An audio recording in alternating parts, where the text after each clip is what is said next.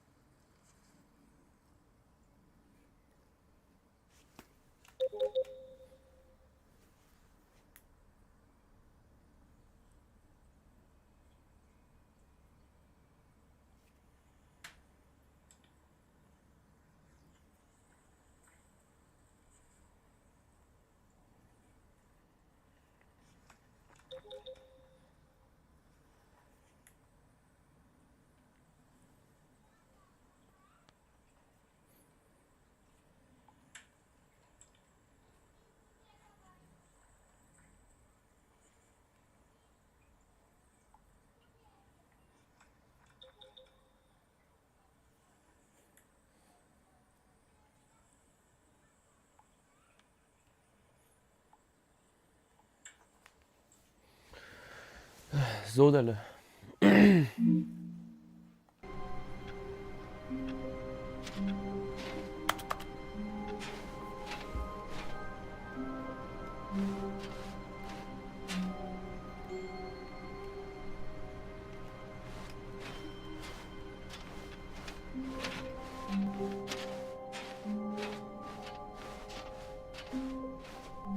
Stanley clutched the bucket tightly to his chest and entered the door on his left. Ja, komm.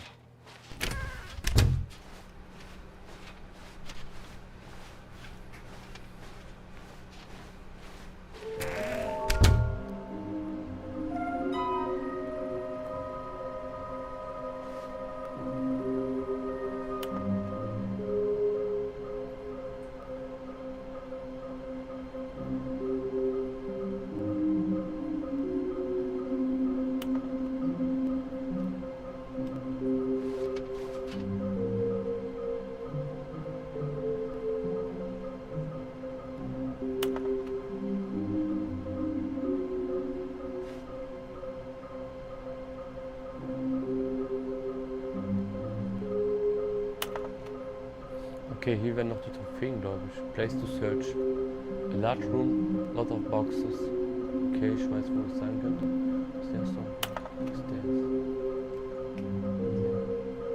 Somewhere red and blue. Okay.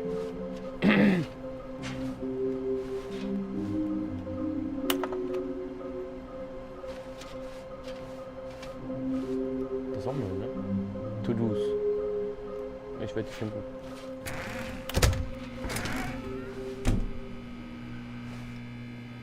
Stanley, we must move on from this broom closet, simply because I have no remaining stickers. If I did, you can guarantee we'd be in here for hours. But alas, no stickers. Ja, gut. Coming to a staircase, Stanley and the bucket walked upstairs to the boss's office.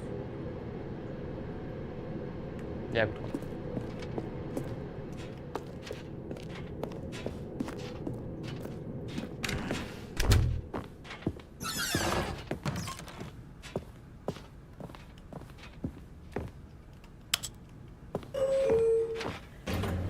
Auch schon Kapitel 0 verstanden, ja.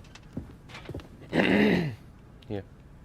Guck, wir gehen jetzt runter. Die Türen gehen nur zu, aber es bewegt sich nicht.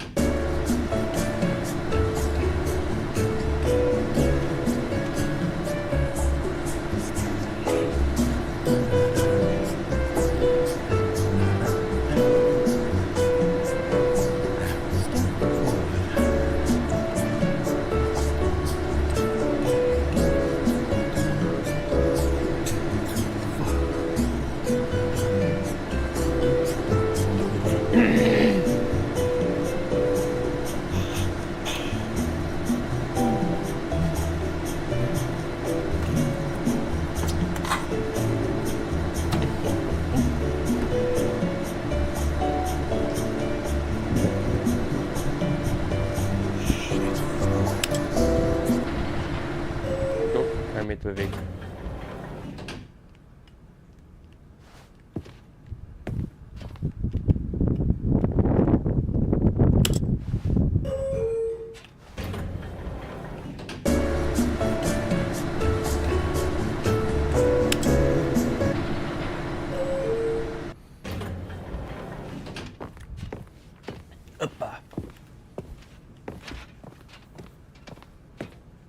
Stepping into his manager's office, Stanley was once again stunned to discover not an indication of any human life.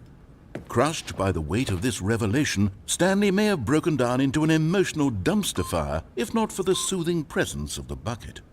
Even now, in his darkest of... But Stanley guessed the correct code by sheer luck. Was it that the bucket knew all along? Yeah, Was the bucket guiding him? Yes, this is certainly the most logical explanation.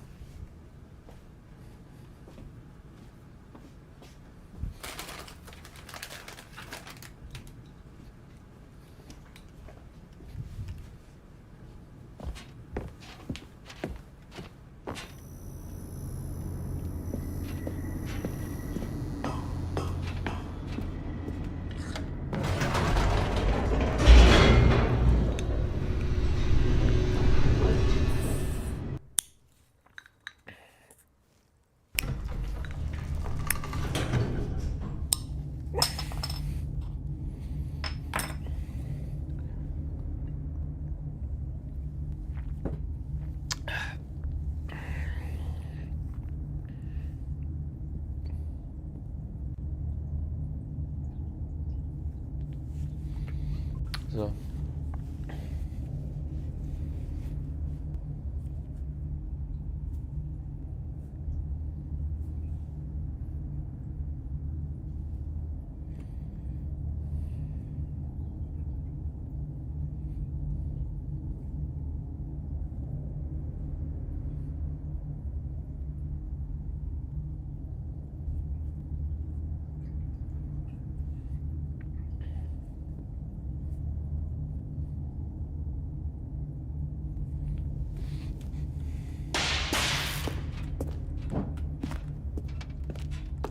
Stanley and the bucket walked straight ahead through the large door that read, Mind Control Facility.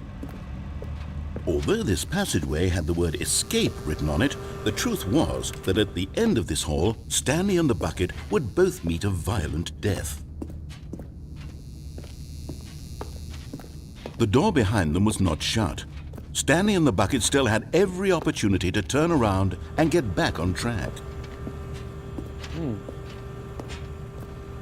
In der Theorie. At this point, Stanley and the bucket were knowingly walking forward into a very painful death for each of them. Sehen wir dann.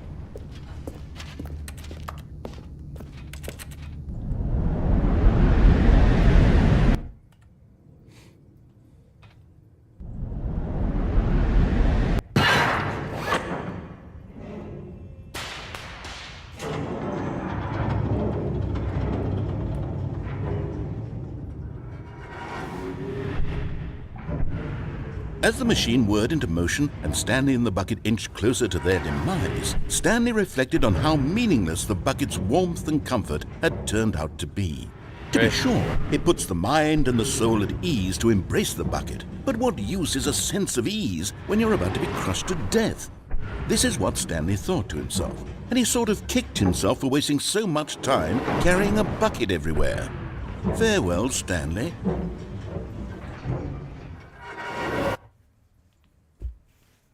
"Farewell, Stanley," cried the narrator, as Stanley and the bucket were led helplessly into the enormous metal jaws. In a single visceral instant, the bucket's life came to an end as it was crushed violently to death.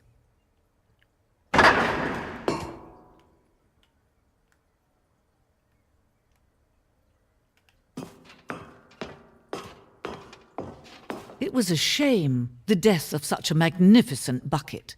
It's true that all buckets are radiant in their own way, but this one stood above the rest. It was a glorious bucket to behold.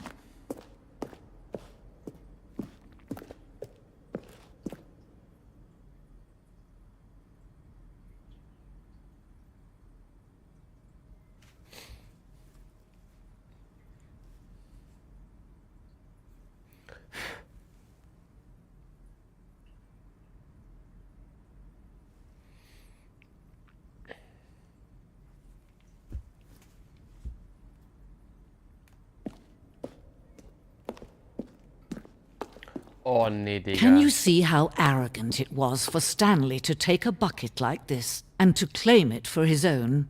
Can you see the hubris that blinded him? Can you see that the bucket is far more noble than Stanley will ever be in his short life? Damn.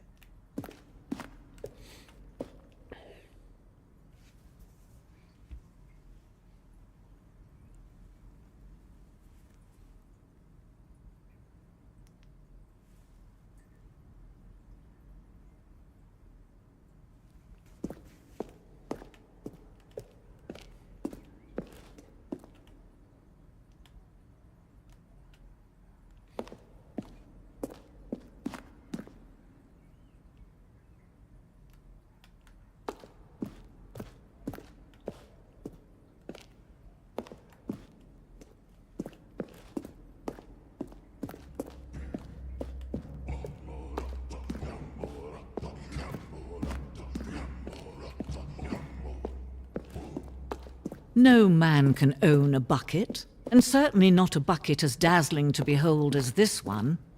It is man who should kneel before the bucket.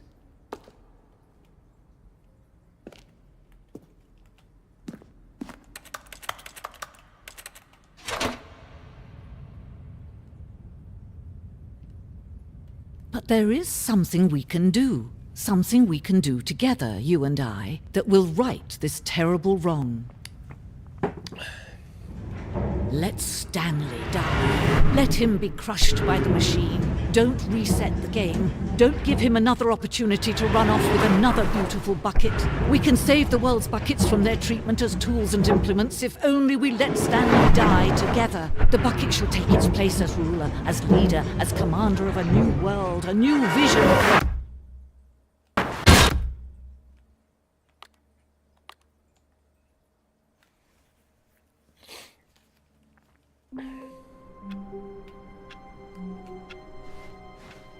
Just a step through this door, Stanley thought to himself, that's all I need. If I can make it through this door, I could... The confusion and the chaos all seemed to melt away as Stanley embraced the bucket. Stanley clutched the bucket tightly to his chest and entered the door on his left.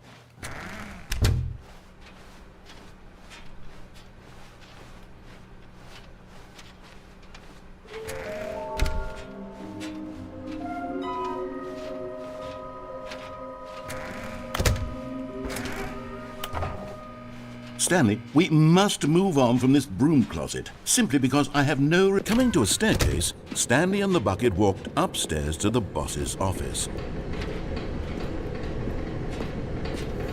Okay, I'm going back to the name of these little Stanley figurines, and now I'm torn between Stanlerines and Figlies. What do you think, Stanley? What name better encapsulates the intrinsic sense of happiness that you get from seeing a small number in the corner of your screen go up by 1? Let me sit on it. I'm sure it will come to me.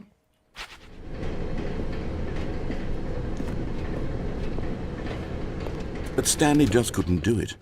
He considered the possibility of facing his boss, admitting he had left his post during work hours. He might be fired for that. And in such a competitive economy, why had he taken that risk? All because he believed everyone had vanished? His boss would think he was crazy. And then something occurred to Stanley. Maybe, he thought to himself, maybe I am crazy. He looked down at the bucket in his arms. Am I crazy? He asked the bucket. The bucket returned his gaze, but said nothing at all. That's strange, Stanley thought. Usually the bucket is a source of guidance and wisdom for me in difficult times such as these. He held the bucket close, yet felt none of its familiar reassurance and comfort. And that's when Stanley realized, this isn't my bucket. It's just a normal, everyday bucket. Someone else's bucket, perhaps. How did I end up with someone else's bucket? This is all terribly wrong. Surely no good would come from this. Who knows what sorts of bizarre hallucinations Stanley might experience without the psychologically grounding presence of his bucket. And indeed, now he noticed that the rooms were repeating, which was, of course, very odd. And now he felt himself floating off the ground. Oh, gracious, he exclaimed. Without my bucket, I've gone truly mad. Where is it? I must find it. Far off in the distance now, he heard it, calling to him. Stanley! Stanley, it's me! The bucket! Could it truly be? He rushed forward from room to room, passing by one bucket after the next. None of them were his. None of them were his special bucket. Come to me, Stanley. Find me. He had to find the bucket. He had to return to his old friend. It was the only way to truly restore his sanity. And then suddenly, he froze dead in his tracks. He knew where the voice of the bucket had been coming from. The real bucket was inside of him all along. It was incredibly painful. Stanley doubled over in agony and blacked out.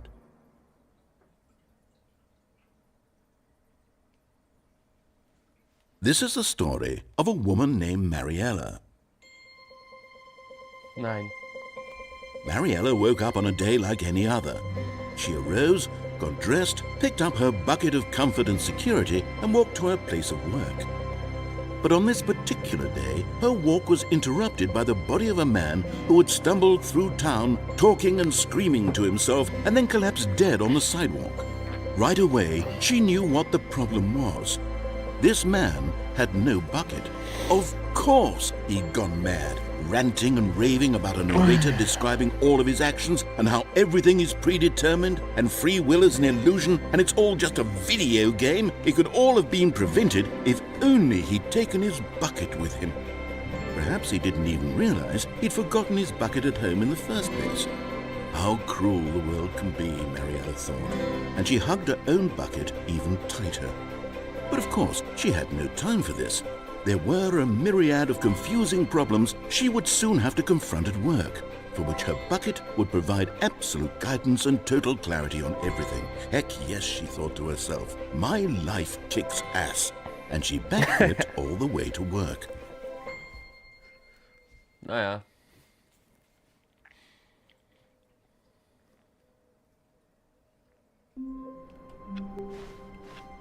All of his co-workers were gone. What could it mean? Stanley decided to go to the meeting room. Perhaps he had simply missed a memo.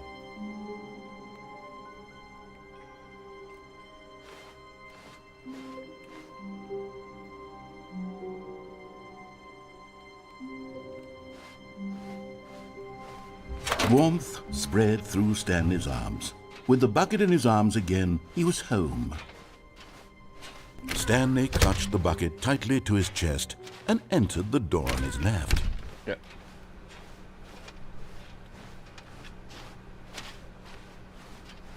So.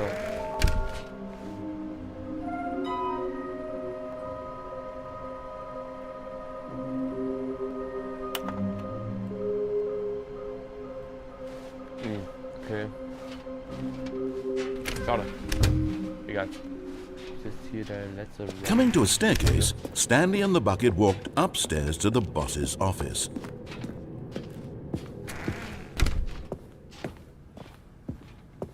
Stepping into his manager's office, Stanley was once again stunned to discover not an indication of any human life. Crushed by the weight of this revelation, Stanley may have broken down into an emotion, but Stanley guessed the correct code by sheer luck. Was it that the bucket knew all along? Was the bucket guiding him? Yes, this is certainly the most logical explanation.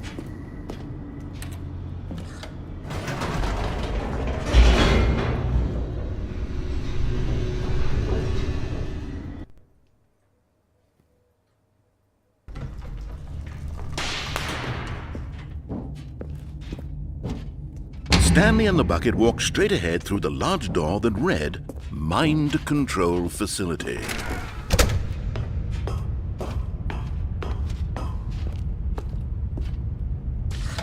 The lights rose on an enormous room packed with television screens. What horrible secret did this place hold? Stanley and the bucket both wondered to themselves.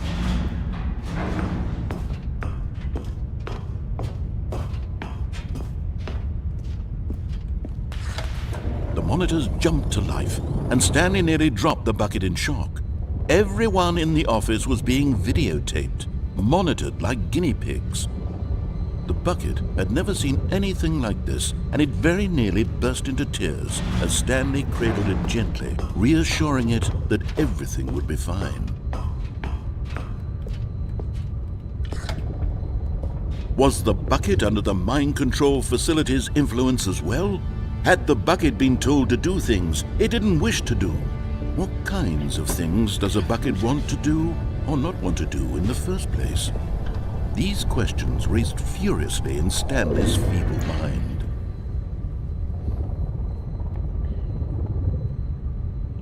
Doesn't wir.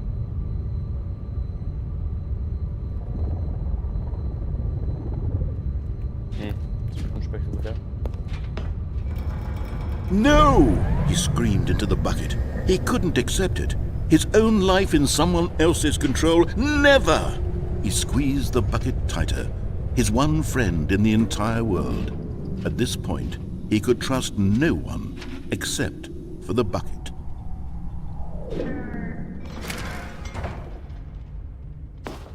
But here was the proof. The heart of the operation. Controls labeled with emotions, happy or sad or content. Walking, eating, working, all of it monitored and commanded from this very place. And as the cold reality of his past began to sink in, Stanley decided that this machinery would never again exert its terrible power over another human life. For he and the bucket would dismantle the controls for good. Yeah. Two best friends, Stanley and the bucket, up against the world. They high-fived in a really cool way, and the bucket made a sassy comment about taking down the system. But at the last second, the bucket jumped in and pressed the button to turn on the controls. Stanley gasped in horror. Had this been the bucket's plan all along? To take over the machine and claim the power for itself? How could the bucket have betrayed him like this? Stanley was prepared to throw the bucket away in disgust when suddenly an image appeared upon the enormous screen. Birds. Silly, silly birds. The control buttons became active again.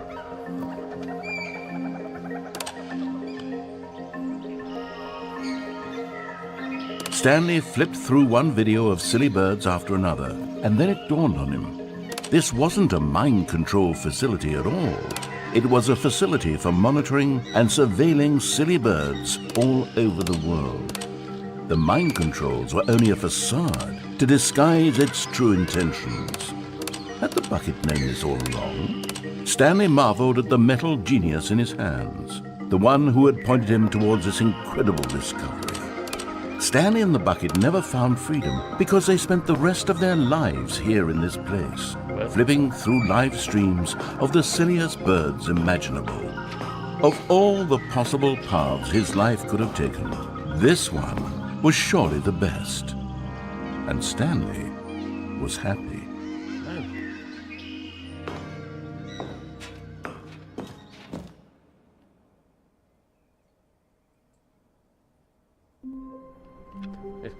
Ja, A soft wind blew outside and perhaps rain started, and if it did, it stopped shortly after. Stanley hoped that he would one day see weather.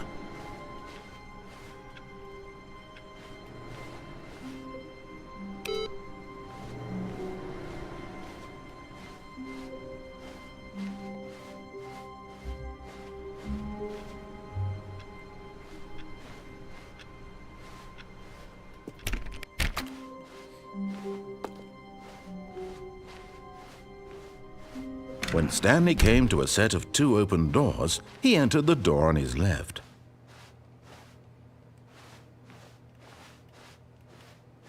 This was not the correct way to the meeting room, and Stanley knew it perfectly well.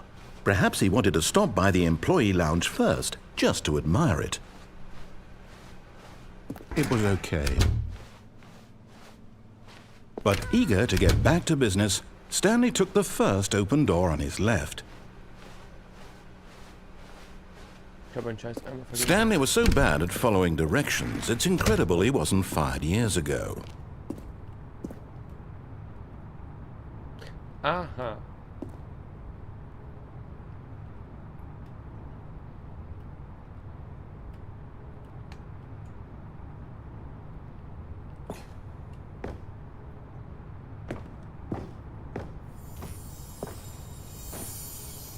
You're getting close now, Stanley. You've nearly gotten all of the Figler and Marines. Very soon, you'll collect the last one, and then the first number will equal the second number, and that will be it. We'll be different people by then. Different in the sense that we used to have none of them, and now we have them all. You can't go back to when you had no Figler and Marines. None of us can.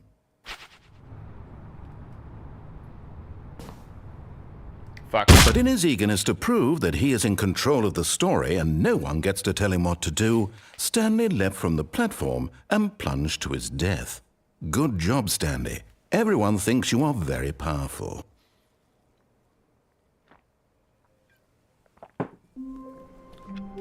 Ich habe ihn einmal vergessen, ja. All of his co-workers were... Wait, no. This isn't the right office, is it? Doch, doch. Is this Stanley's office? Ja. Warte. Ja. Stanley picked up the bucket and smiled. He'd never be alone again, not truly alone, not with the bucket around.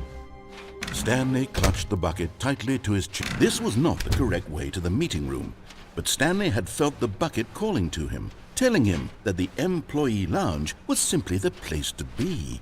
And here it was. Had the bucket turned out to be correct? Was this better than the meeting room? Yes, Stanley thought to himself. Yes, perhaps it truly was. How insightful the bucket turned out to be.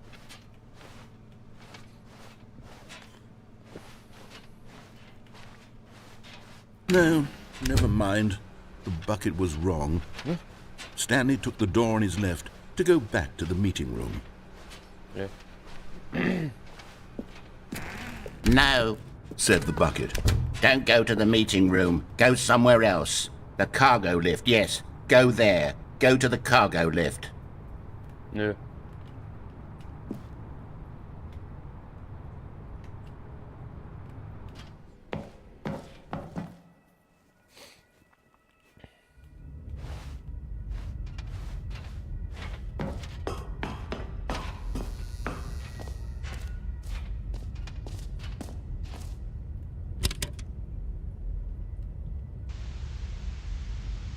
Okay, this is day number 295, tape number... I don't even know. I've lost track. Nothing feels real anymore. The longer I study this bucket, the less sense anything makes. The sheer euphoria I feel every time I pick it up. No matter how many times I've done it, it's always the same feeling. And the emptiness in my chest when I set it down. It doesn't make sense. There's no explanation for it. I still haven't figured out why I see the world so differently when this bucket is in my arms. Why everything feels so... What do I do with this treasure? I can monetize it. Yes. It's unthinkable the amounts of money people will pay for even just an hour with the bucket. This is my golden ticket.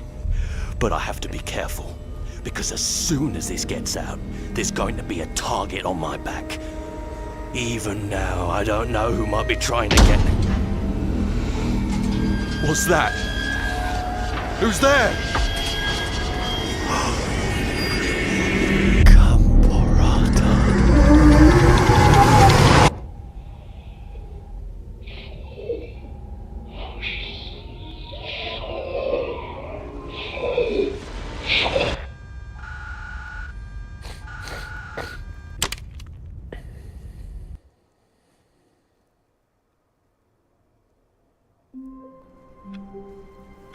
Okay. All of his co-workers were gone. What could it mean?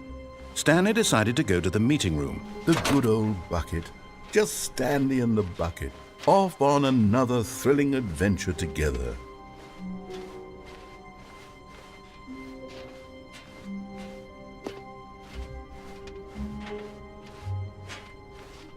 Stanley clutched the bucket tightly to his... This was not the correct way to the meeting room, but Stanley had felt the bucket calling to him, telling him that the employee lounge was simply the place to be.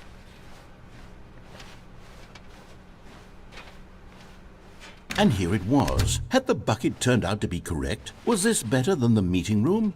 Yes, Stanley thought to himself. Yes, perhaps it truly was. Yeah. How insightful the bucket turned out to be.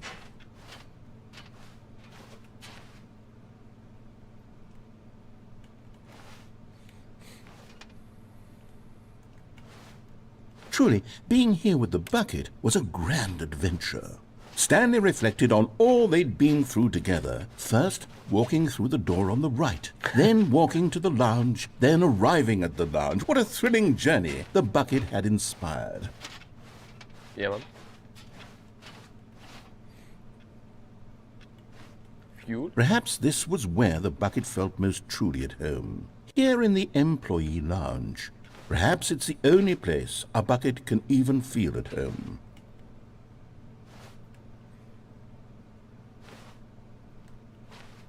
But finally, the bucket was done being in the lounge, and they took the first open door on their left to get back to business. No, Said the bucket. don't go to the meeting room. Go somewhere else. The cargo lift, yes. Go there. Go to the cargo lift.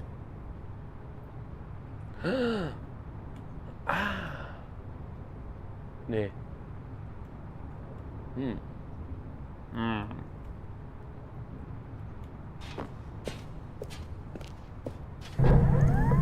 Good. Said the bucket. Now ride the lift all the way to the top. There's something up there I need you to do. Stanley did not question why or how this bucket was speaking to him. It should have alarmed him, of course, because buckets can't talk. But Stanley chose not to think about this obvious fact. He was firmly convinced that the bucket had spoken to him, and he unthinkingly did whatever the bucket asked.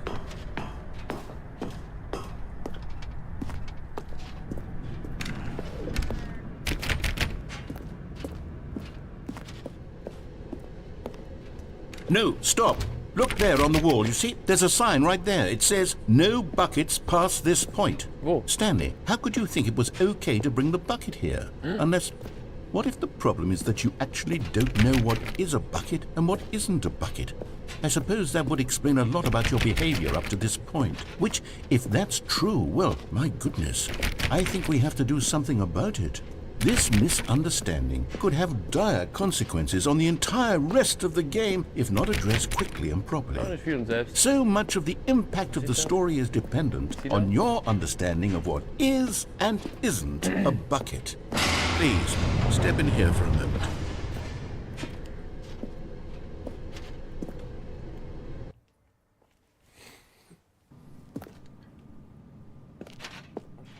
Now then, I'm going to run you through some test scenarios, and you'll tell me whether or not the thing I'm showing you is a bucket. Simple enough, right? This should tell us everything we'll ever need to know about what is or is not a bucket. Okay, let's begin. Item 1. Is this a bucket? Ja, gut. Incorrect. It is a hologram of a bucket, not an actual bucket.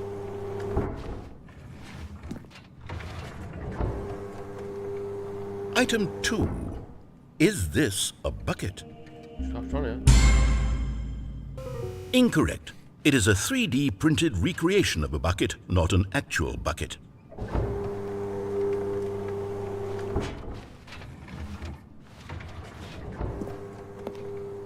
Item 3. Is this a bucket? Incorrect. This is a bucket.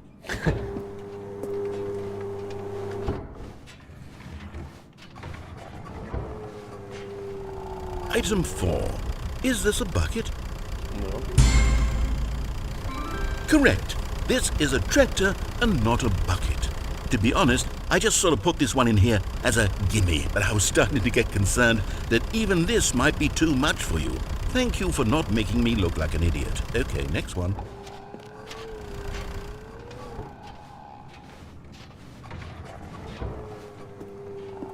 Is this a bucket? Correct. This is a bucket.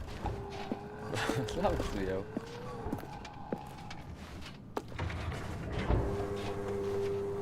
Item 6. Is this a bucket? Trick question. Both. Gotcha.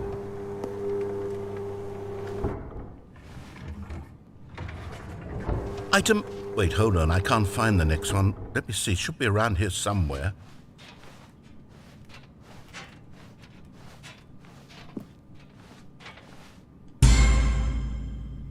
Yes. Thank you. There's nothing here. Of course it isn't a bucket. We both know full well that nothing isn't a bucket. Wait, when I say nothing isn't a bucket, that makes it sound like I'm saying everything is a bucket, which of course is not true. Unless... Is that what you think? Answer me straight, Stanley. Are you trying to tell me that you believe everything is a bucket?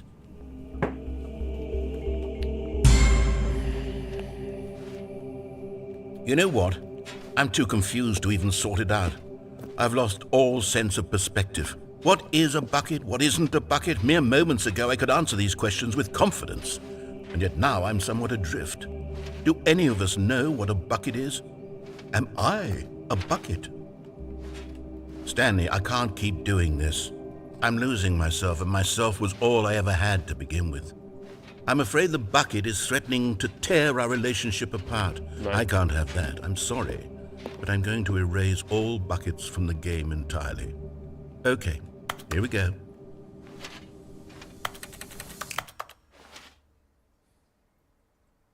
What happened? Is everything gone? Why did everything disappear? Wait, was everything a bucket? Every single thing in the game was a bucket? Oh my God, I had no idea. How could... Except me. I'm not a bucket after all. And you, Stanley, you're still here. You're not a bucket either. Oh, this is wonderful news. We're not buckets. Yes, I actually feel much more at ease right now. It's delightful to get some clarity on that issue, but it doesn't change the fact that we haven't got a game. So, tell you what, I'll reset everything and we'll put back all of the buckets, okay? Yeah. And we'll know that it's all a bucket. But if you run into anyone else, maybe don't mention that. Who knows what that information might do to a person? All right, here we go.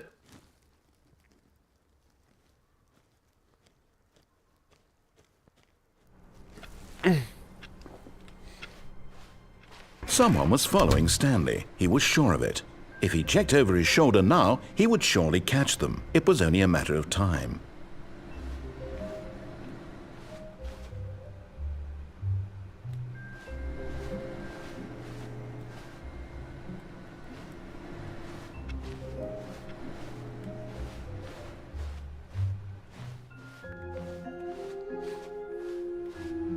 Where are we going today? The bucket asked. Stanley just smiled.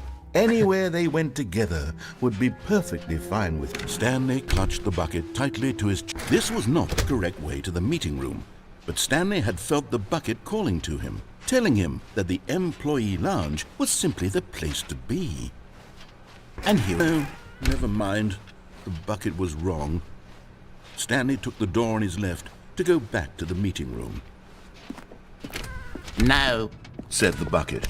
don't go to the meeting room. Go somewhere else. The cargo lift, yes, good. Said the bucket. Now ride the lift all the way to the top.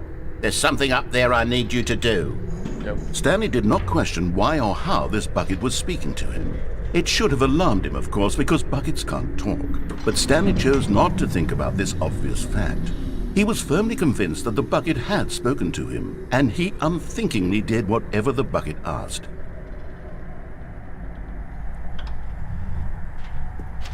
In here. Said the bucket. Go into this dark room over here.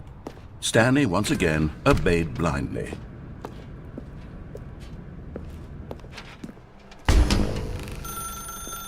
Now pick up the phone. Said the bucket. Pick up the phone and it will take us back home, where we can go about life together.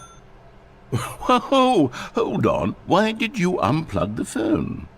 Were you trying to resist the bucket's orders? Yeah. Stanley, I was joking. Obviously, the bucket isn't talking to you and telling you to do things. Buckets can't talk. It was a joke. Don't you get the joke? It's funny, Stanley. A talking bucket. Can't you see? Oh, goodness. I must have really bungled up the delivery if you actually took me seriously. Where did I mess up the joke? Should I have paused for longer or spoken quicker? Comedic timing is so difficult. I wish I were better at it. But there isn't exactly an instructional video on comedy that one can watch to fully... Oh, wait, yes, there is. It's sitting right here. Let's take a look. What is comedic timing? What is comedic timing? How does it work? How long should it last? How can it be used to effectively silence your political enemies? And more importantly, can it be taught in its entirety within 90 seconds? Thankfully, the answer to all of these questions is yes. Let's dive deeper. If you've ever told a joke or made someone laugh, in all likelihood, you did it while standing 50 to 80 centimeters from them in a room of no more than 76 degrees Fahrenheit, with one of your arms raised straight upward at a 15-degree angle from your body. These are the optimal conditions for good comedic timing. To begin the joke, start by stating and spelling your name. Next, provide a brief synopsis of the joke, including the specific times at which the recipient of the joke will laugh, and then spell out your name a second time. With these steps complete, it's time to begin the humor. Speak the entire joke in no more than 18 seconds and no less than 13 and a half. Pausing only for bathroom breaks when necessary. When the joke has concluded, it is customary to inform your listener that the joke is over by declaring in your loudest possible voice, "I'm Dunny with the funny." Let's practice screaming, "I'm Dunny with the funny" now. Danny with the funny. Good. This saying is a perfect example of expectations management, which is the cornerstone of good comedy. Finally, it's time to hand out surveys. Collecting hard data from your audience on how rapt they were throughout the joke is the only way to grow or learn as a comedian. An effective survey should be no less than 10 pages long and should include the same question reprinted several times, just to ensure the survey taker is actually paying attention and not simply filling in answers at random. And that's all there is. With these strategies at your disposal, you'll have audiences doubled over in laughter and even tripled over in laughter in no time at all. Just remember to let them stop laughing at some point, you gut-busting little scamp. After all, we're each of us needed on the front lines of the war to fight the 12-legged invader who threaten our very existence, and who very likely die in a hailstorm of bullets and mandibles. All of us must be prepared to give our lives to this noble cause, just as our children must do after us, and their children after them. Godspeed, and may Earth reign supreme. Hey, goodness, this video is a little outdated, isn't it? Well, no matter. I think the fundamentals of proper comedic timing are still as relevant today as they were back then. So with that in mind, I believe the only way forward is for us to return to the two doors and walk through all of this again, so I can try telling my story with more appropriate comedic delivery. Come along, let's head back. Ja, was zurück. Oh.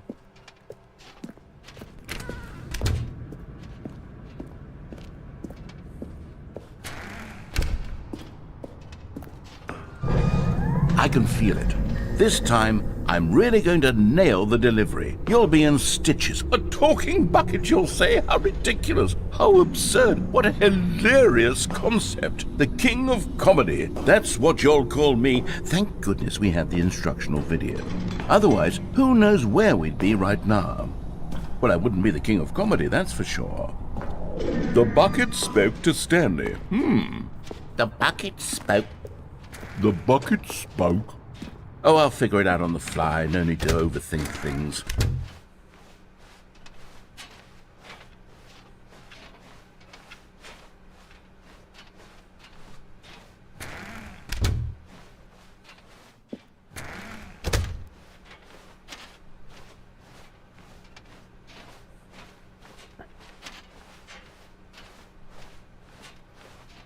Here we go. You ready? When Stanley and the bucket came to a set of 2 open doors, they entered the door on the left.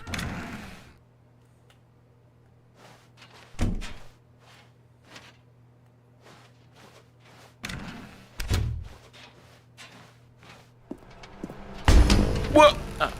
We're back at the phone already? No. What's going on? There were supposed to be several rooms leading up to this. There was supposed to be a build-up to this point. A dramatic display of remarkable comedic wit which culminates in this scene with the phone. But now the timing's completely off. The joke will never land. Well, not the way it was meant to. And it's all my fault. I must have forgotten that the phone room comes immediately after the 2 doors room. What an egregious mistake. I've made a fool of myself. I don't deserve the title of King of Comedy. I'm nothing. I'm not even the lowliest joke-telling whelp. I think I need to go back and rewatch that instructional video again. Nein, Yes, oder? surely that will help me improve my... Here we go. You ready?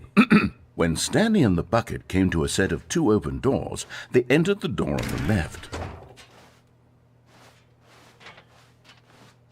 No. You were supposed to go through the door on the right, leading back to the phone.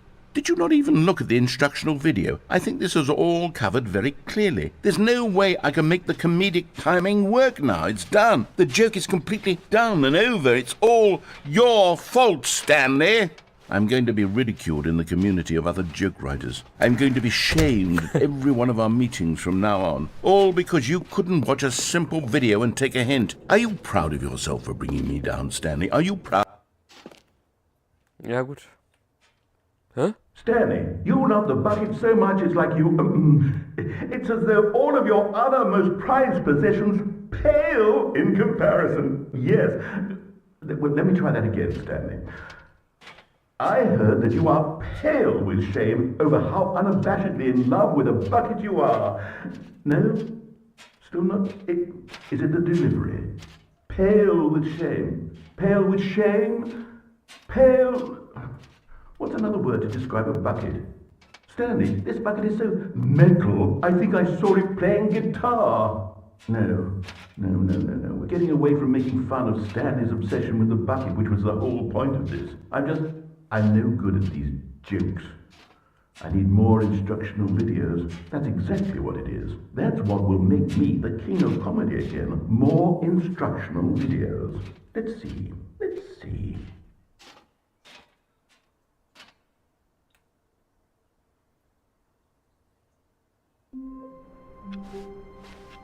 Even now, Stanley's office was a distant memory. What did it look like? There was a computer, perhaps, and a painting. Was it a painting or a photo? He could no longer recall. A good bucket, a strong bucket, a humble bucket, a committed bucket, a bucket of culture and distinction. Stanley clutched the bucket tightly to his chest. This was not the correct way to the meeting room, but Stanley had felt the bucket calling to him, telling him that the employee lounge was simply the place to be. And here it was. Had the bucket turned out to be correct? No, never mind. The bucket was wrong. Stanley took the door on his left to go back to the meeting room. No, Said the bucket. don't go to the meeting room. Go somewhere else. The cargo lift, yes. Go there. Go to the cargo lift.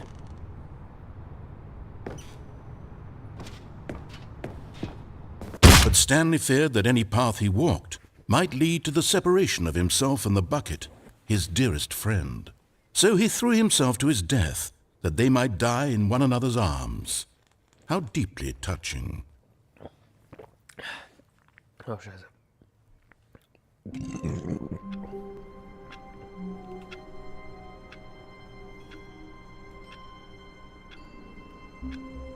Warum sieht der Raum anders aus?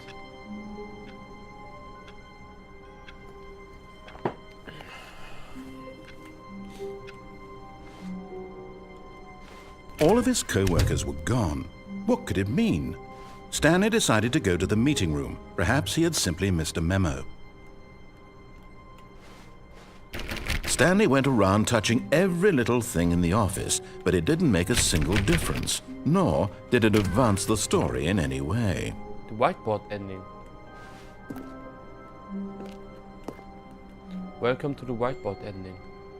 Dark mode.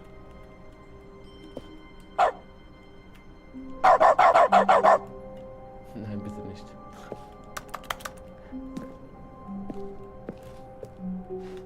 Okay, cool.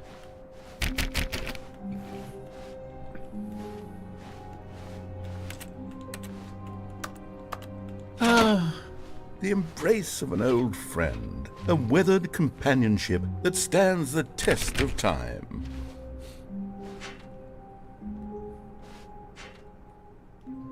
Stanley clutched the bucket tightly to his chest and entered the door on his left.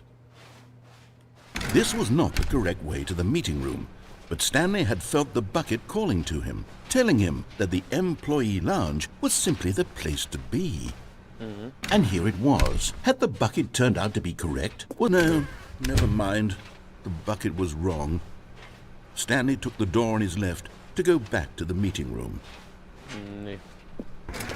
No, Said the bucket. don't go to the meeting room. Go somewhere else. The cargo lift, yes. Go there. Go to the cargo lift. Good. Said the bucket. Now ride the lift all the way to the top. There's something up there I need you to do.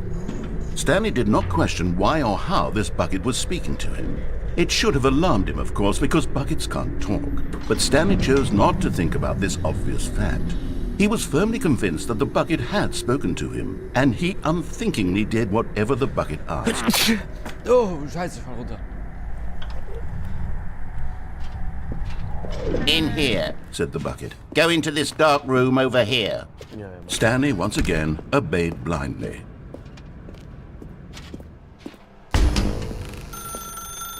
Now pick up the phone. Said the bucket. This is the sad story of a man named Stanley and his bucket. Once upon a time, I gave Stanley a bucket because I thought he was lonely and could use a friend. And then, very distressingly, he began to believe the bucket could speak to him.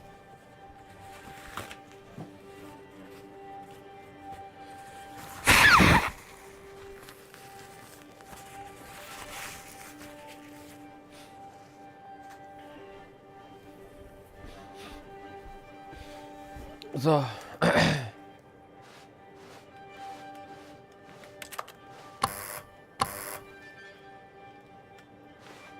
Oh. Schöne Wohnung.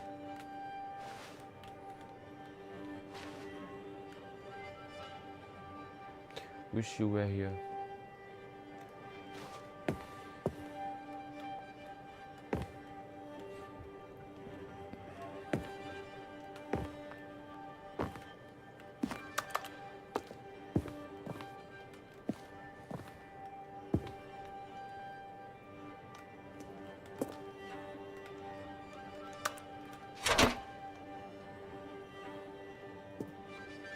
Hallo Stanley, ich bin's.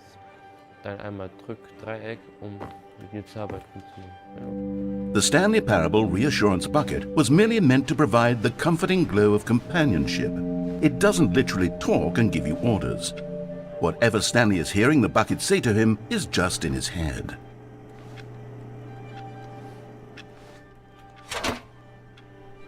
Dann gehen wir nach Hause.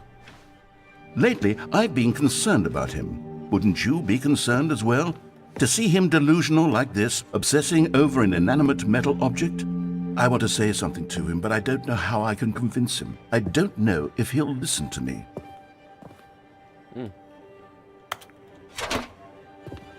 Wieder zurück zur Arbeit. Oh, I'll try anyway. Stanley, can you hear me? Listen to me. It's just a bucket. It can't think, it can't talk. All it will ever truly do for you is effectively transfer a liquid from one location to a different location. That's it. It doesn't do anything else.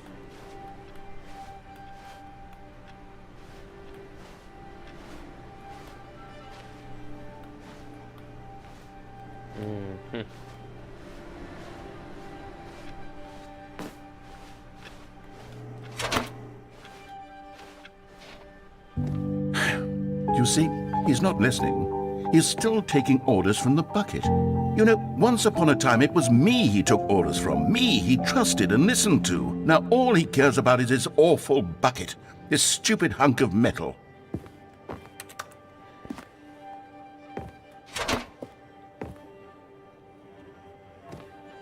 Was? Drück Dreieck, um Alt in deinem Leben was?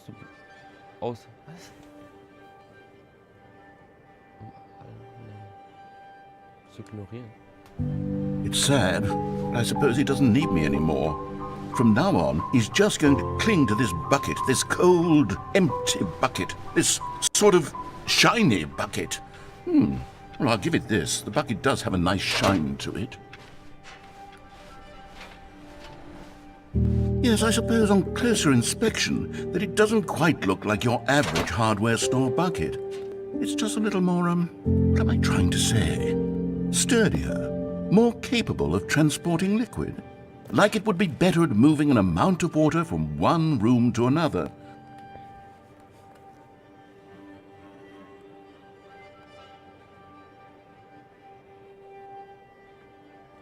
Ja, dann leben wir denselben Tag wieder. Oh my God, what am I saying? Better at carrying water from room to room. It's a bucket. It's literally just a bucket. Why do I feel some need to point out the ways in which it's so much more than just a regular bucket?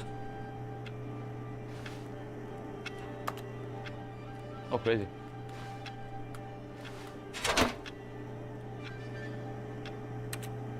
Oh no. I'm having feelings. For the bucket. No. What's going on? Why do I want to be with the bucket? Hear what the bucket has to say. Do anything it asks. What's wrong with me? I don't understand. Perhaps, if I had the bucket, this would be less confusing. Yes. The bucket could tell me what to do in this troublesome situation.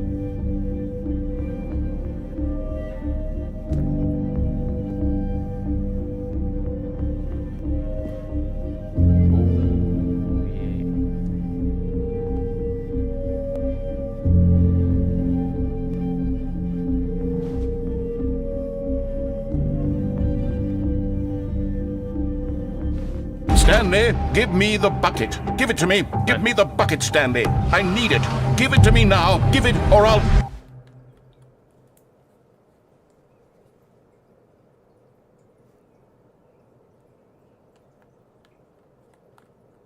Geh zurück zur Arbeit, Stanley.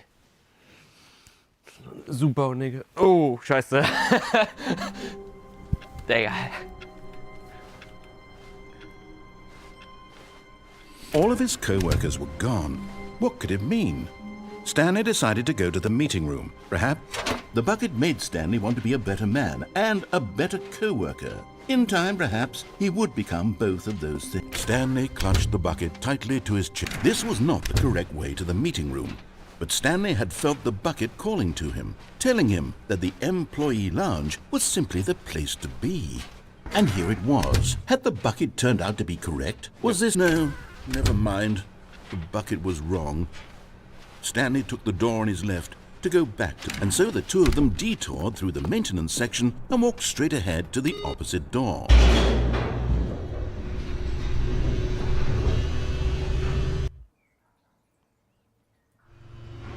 Oh, good Stanley. I'm glad you found your way here. I knew you'd find this place eventually.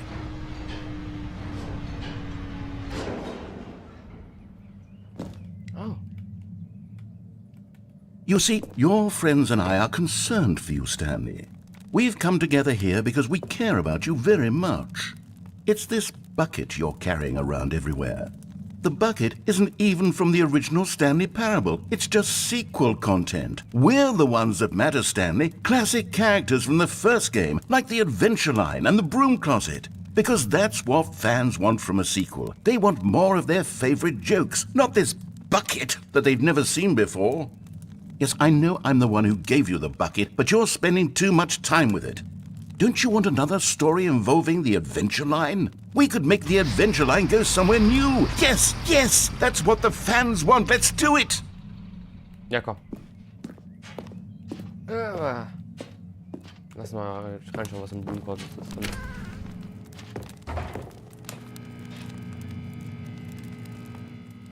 Ja, ja. Ja, nichts hier.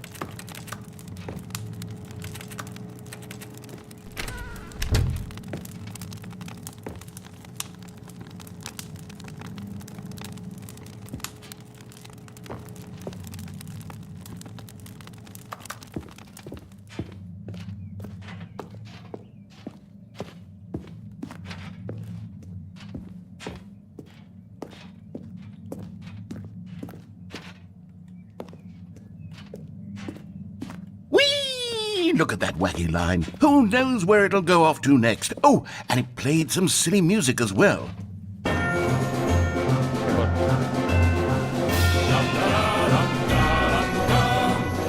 Now this is what the Stanley Parable is all about. Don't you remember all those great jokes from the original dialogue? Also, Stanley is addicted to drugs and hookers. Yes, it's as classic now as it was back then. Let's do it for the fans, Stanley. Let's give them more content exactly like this. But if we want to do that, you're going to have to give something up. Ich würde meine Arme nicht geben. Fick deine Mutter.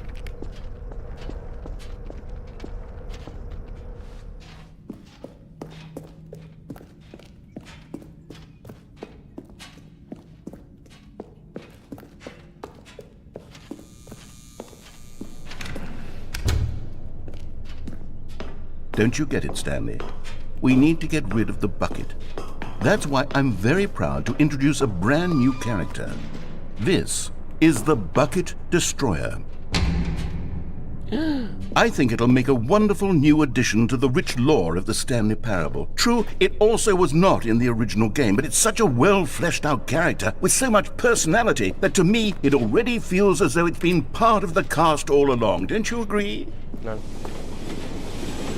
Can you guess what the Bucket Destroyer does? Surely you don't need me to spell it out for you. Go ahead now, Stanley. Say goodbye to the bucket, and then pop it into the machine when you're ready. Hell no. Now listen to me. It's crucial that you give it the bucket. I don't know what the Bucket Destroyer will do if it can't destroy your bucket. Destroying buckets is all it knows. That is its singular personality trait.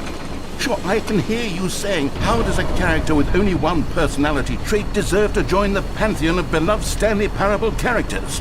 Well, you see, if you were to really explore the Bucket Destroyer, you would see that its desire to crush buckets is so densely loaded with complexity and nuance that it's really like 10 personality traits. What other object in this game can you even say that about? The broom closet? Certainly not. I wonder what sort of Bucket Destroyer merchandise the fans will be clamoring for after this. Okay, the Bucket Destroyer is getting very upset now. You'll have to hurry and feed it. We can't get back to the classic Stanley Parable characters like the Adventure Line or the Bucket Destroyer until you crush that damn bucket. Quickly now, the fans are waiting. Do it, the fans, Stanley. Give the fans what they want. Hurry and...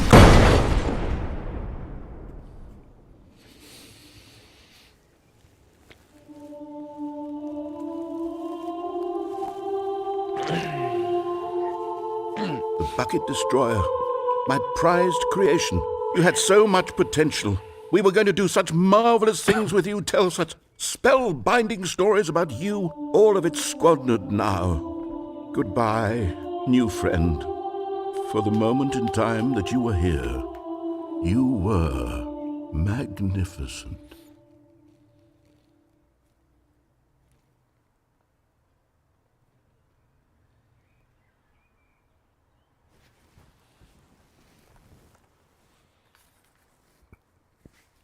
Was, wenn ich ihm den einmal gegeben hätte? All of his co-workers were gone. What could it mean? Stanley decided to go to the meeting room. Perhaps he had simply missed a memo.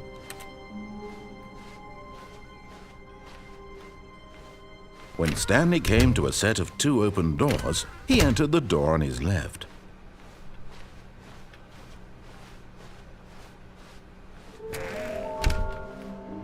Somewhere both red and blue.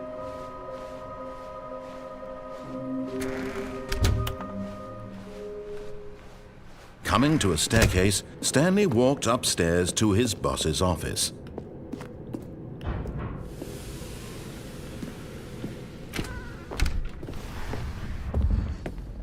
Here's the door. Just go.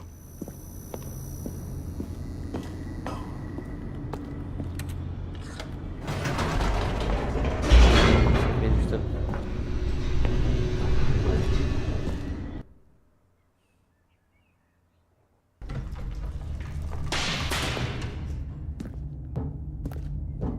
Stanley walked straight ahead through the large door that read Mind Control Facility.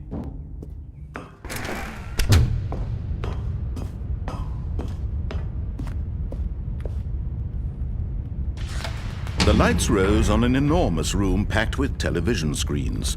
What horrible secret did this place hold? Stanley thought to himself.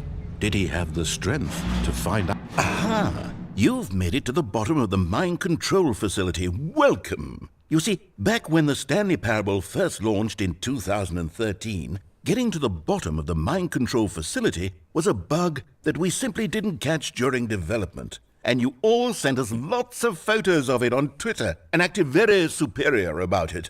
And you're all very, very clever. Good for you. Anyway, when it came time to update the game, we knew that we had to do something about this little goof of ours. So here you go. New content. You can call it the bottom of the mind control room ending, if that enhances your perception of the value of these updates. Isn't that what you crave? New content? Always more content, more, more. And I'm here to give it to you. I'm here to make it seem like we really covered every nook and cranny of the game with secrets and Easter eggs. How about this? We wrote a new piece of music just for this section. You won't hear it anywhere else in the game. It's a secret that's just for you. That's how special you are.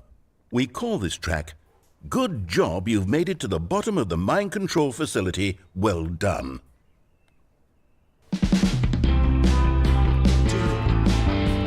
Good job, you did it. Good job. 3, 2, 1. Good job, you made it to the bottom of the mind control facility. You jumped on the catwalk. You should have been careful. You should have been careful.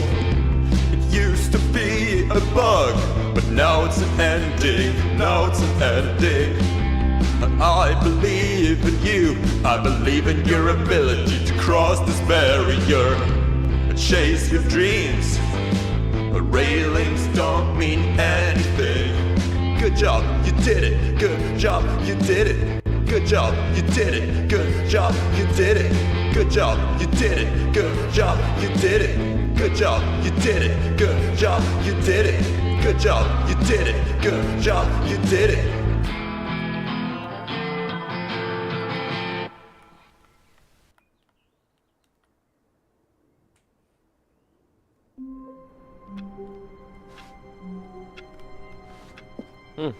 Just a step through this door, Stanley thought to himself. That's all I need. If I can make it through this door, I can make it through... Not everyone is so lucky to have a bucket, but Stanley is a very lucky fellow. Very lucky indeed. Stanley clung the bucket to his cheek. Could his co-workers really all be gone? Yes, Whispered the bucket into Stanley's ear. we've done it. We've escaped from that dull office and that pesky narrator. At last, out here in the white void, we are alone. Now, and for the first time, I can reveal to you my true self. The bucket began to tell Stanley of its life and its history, of the countless wars it witnessed, desecrating the land and lives of untold numbers of innocent humans, and the bucket's own complicity therein, of sadness and regret, and the many years it spent dwelling on the actions it might have taken to curb the madness and the decay, if only it had been stronger, of hope and redemption, and its crusade to uplift the stock of life for the common man, to manifest justice where none existed, and the bittersweet reality of time, to see one's dreams and wishes met halfway, meted out in parcels like charity, and abandoned as soon as the warm glow of inspiration begins to dim. The opportunities to do so much more. There was so much it could have done, perhaps, the bucket wondered to itself. Perhaps if it had seen its own darkness with a clearer perception. This was way too much for Stanley. What are you talking about? He screamed. You're a bucket! To this, the bucket furrowed its brow. No, said the bucket. Not since the evil wizard Gambhorata first in... As Stanley screamed and screamed and screamed, the bucket revealed its true form, transforming into a mighty beast of untold power, its fangs glistening like...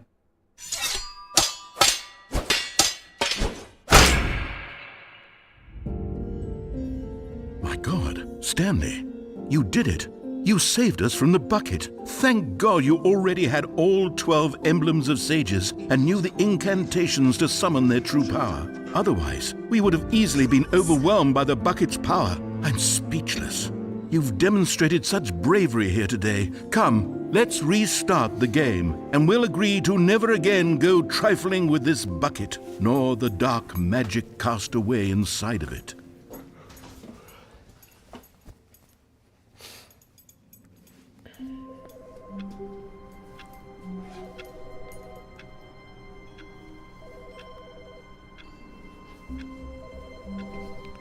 Klingt es gerade?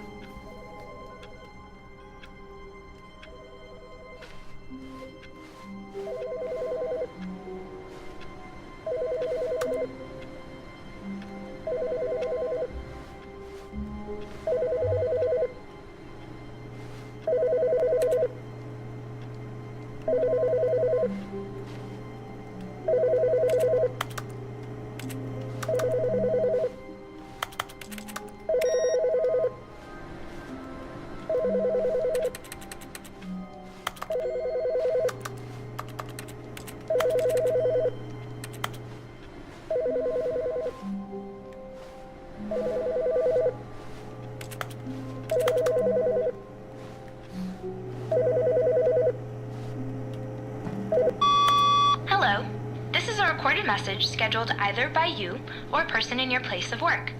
The purpose of this message is to warn you about the dangers of recorded messages. If at any time you believe you are listening to a recorded message, please terminate it immediately and cease all flow of information from the recorded message into your perceptual sphere. Thank you, and have a pleasant day.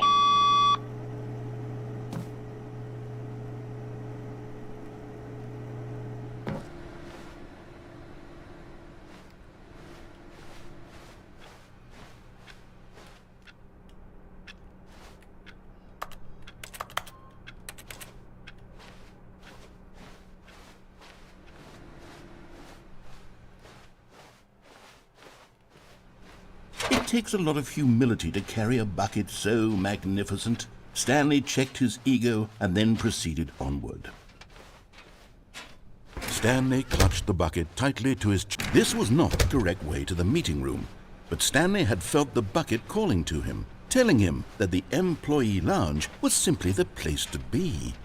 And here it was. Had the bucket turned out to be correct? Was it? No, never mind. The bucket was wrong. Stanley took the door on his left to go back, and so the two of them detoured through the maintenance section and walked straight ahead to the opposite door.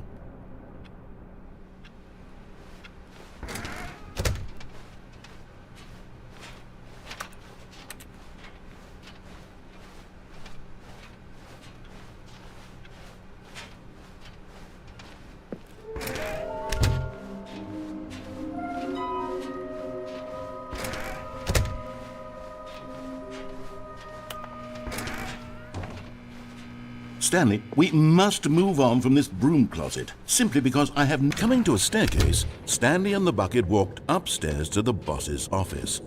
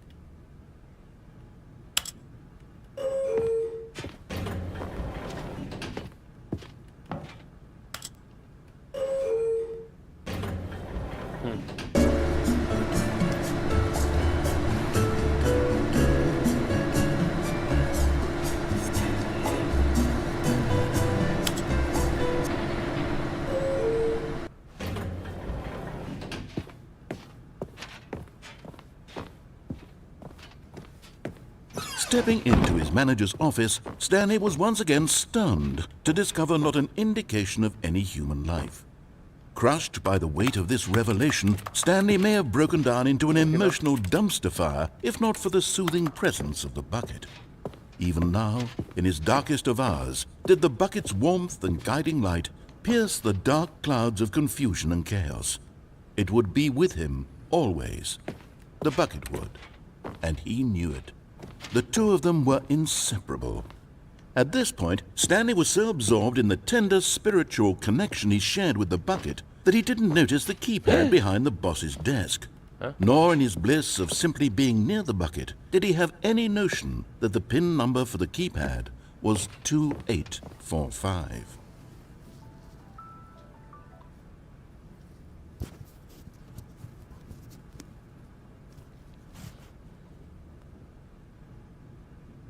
Stanley just sat around twiddling his thumbs. Trying to input anything on the device was useless, since he could never possibly know that the combination was 28. But Stanley guessed the correct code by sheer luck. Was it that the bucket knew all along? Was the bucket guiding him? Yes, this is certainly the most logical explanation.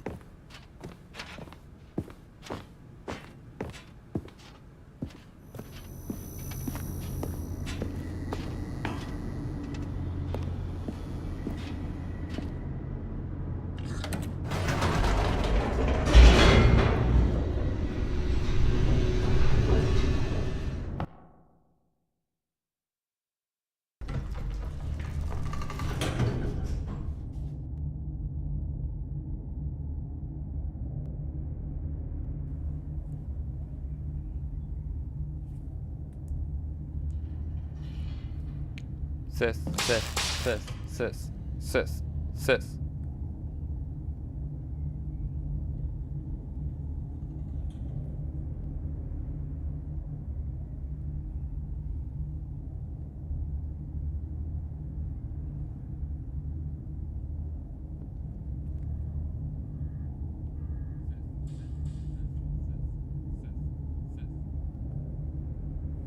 Ja, man kann schon.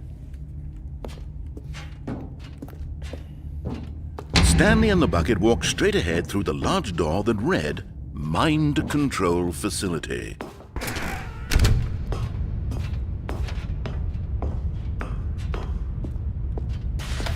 The lights rose on an enormous room packed with television screens. What horrible secret did this place hold? Stanley and the bucket both wondered to themselves.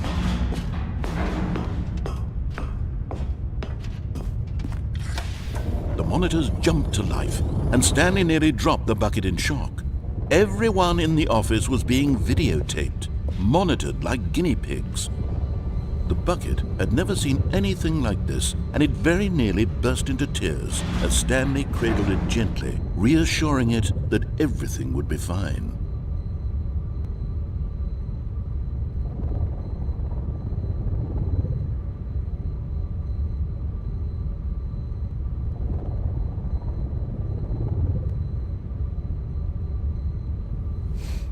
Was geht, Fatma?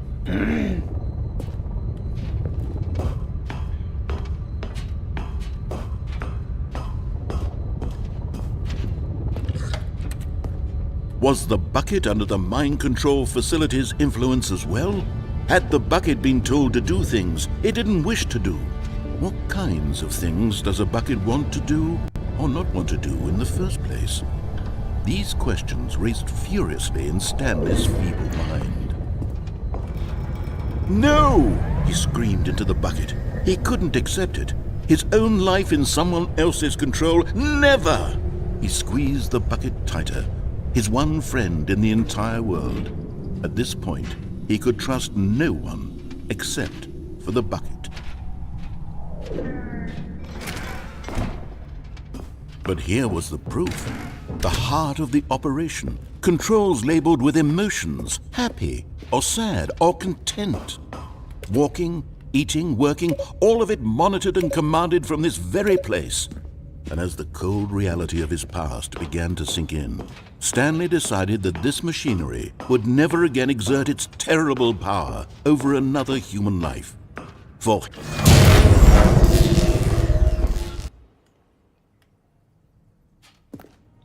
Stanley and the bucket waited in blackness. Was it over? Yes, they had done it. Stanley and the bucket had defeated their greatest and darkest enemy, freed themselves from the tyrannical grip of the evil mind control machine. Freedom was now mere moments away. Excitedly, the two of them began to discuss the kind of life they wanted to live once they stepped through this massive door. The bucket wanted to learn to roller skate. Stanley wanted to sneeze in every country on Earth. Both of them wanted to begin watching a movie, any movie, but then stop it halfway through and begin watching it in reverse from the end. True, it was a simple life they envisioned, but it was one they'd lived together, with one another to lean on, to trust, to support. What? Wait, what was happening? Why had the door stopped? Was Stanley and the bucket not about to be freed? An unbearable silence filled the room, lingering in uncertainty, until finally the truth hit Stanley square in the face. This building did not want the bucket to leave. Even the facility itself recognized the incredible calming presence of the bucket, needed the soothing warmth of the bucket, would go to any lengths not to part with the bucket. No. Stanley can't leave this place. Not while he has such a precious bucket in his arms. Not while this building has anything to say about it.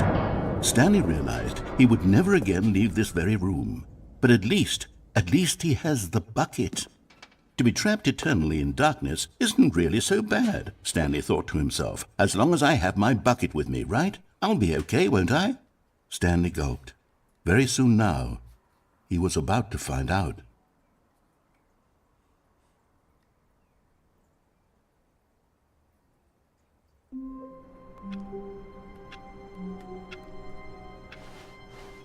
All of his co-workers were... Wait, no. This isn't the right office, is it? Is this Stanley's office? Mir fehlt ein Ende, Digga. Das will ich noch unbedingt haben. Ich weiß aber nicht mehr, wie ich... When Stanley came to a set of two open doors, he entered the door on his left. Ja, erstmal linke Tür. This was not the correct way to the meeting room, and Stanley knew it perfectly well. Perhaps he wanted to stop by the employee lounge first, just to admire it.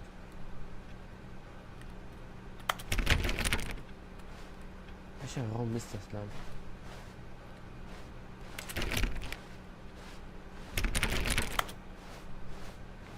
It was okay. But eager to get back to business, Stanley took the first open door on his left.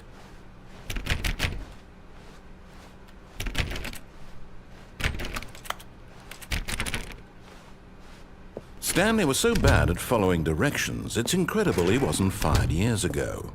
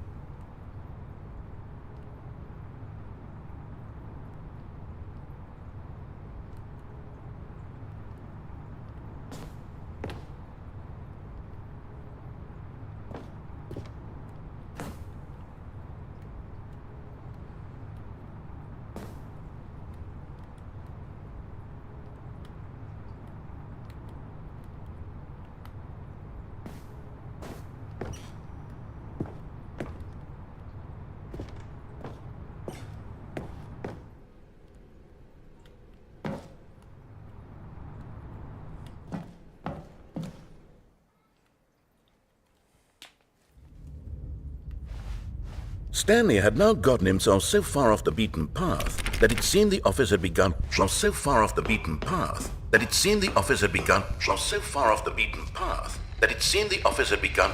So far off the beaten path that it seemed the office had begun. So far. You didn't think I was actually just...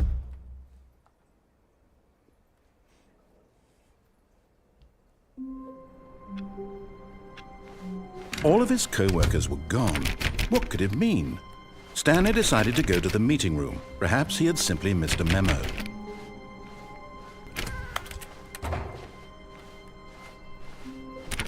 Stanley went around touching every little thing in the office, but it didn't make a single difference, nor did it advance the story in any way.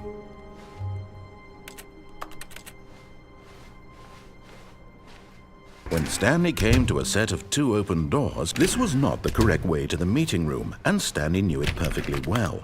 Perhaps he wanted to stop by the employee lounge first, just to admire it.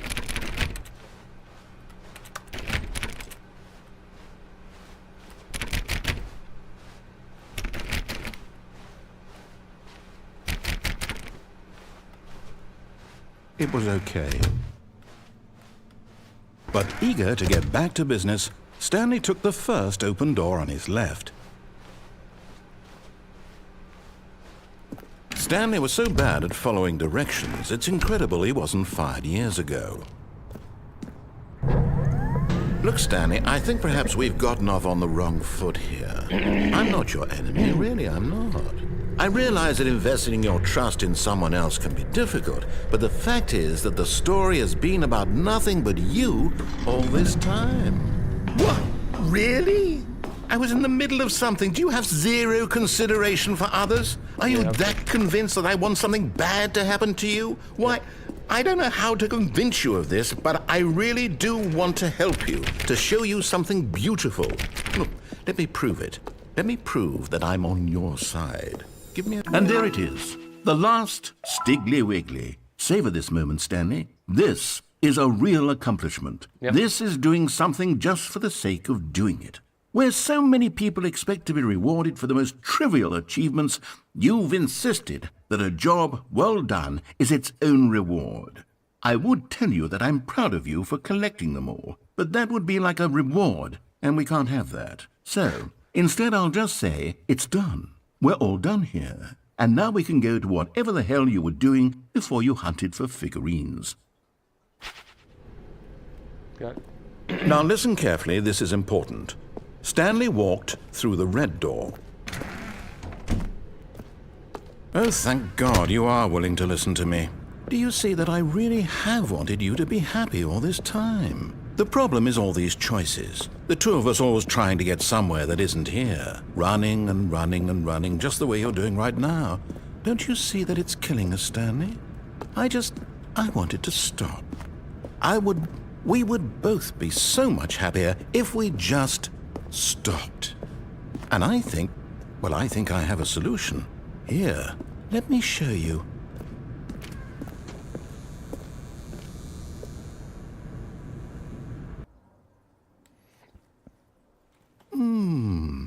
What do we want? What are we looking for?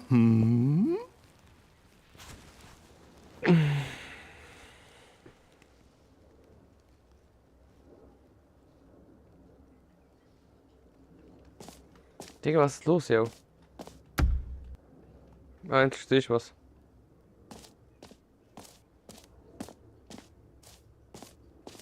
Here, yes. Oh, it's beautiful, isn't it? No, wait.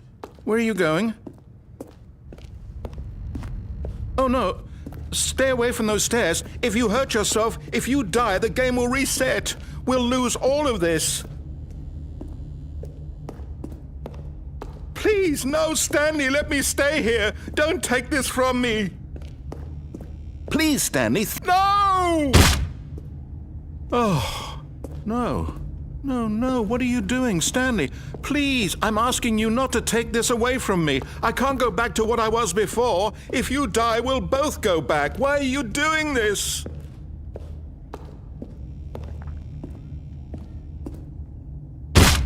Stanley, let's go back to the other room. My God, is this really how much you dislike my game? That you'll throw yourself from this platform over and over to be rid of it? You are literally willing to kill yourself to keep me from being happy. Am I reading the situation correctly?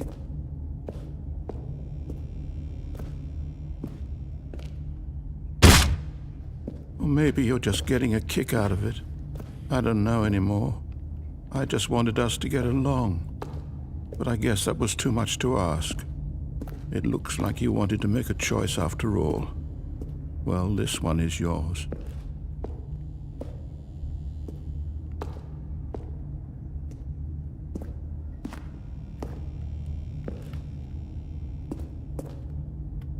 Is it over?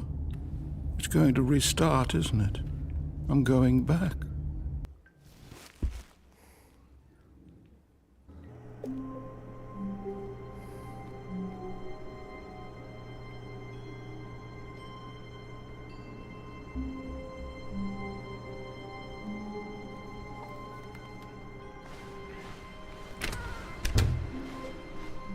Stanley, I'm sorry, but I have to put a pause on things. It's those figurines, those figglers.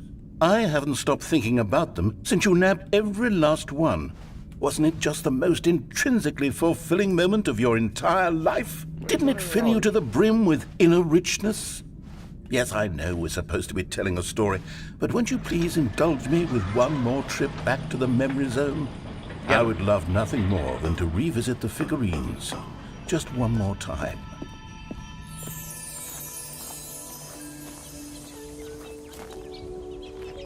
When Stanley found the collectibles.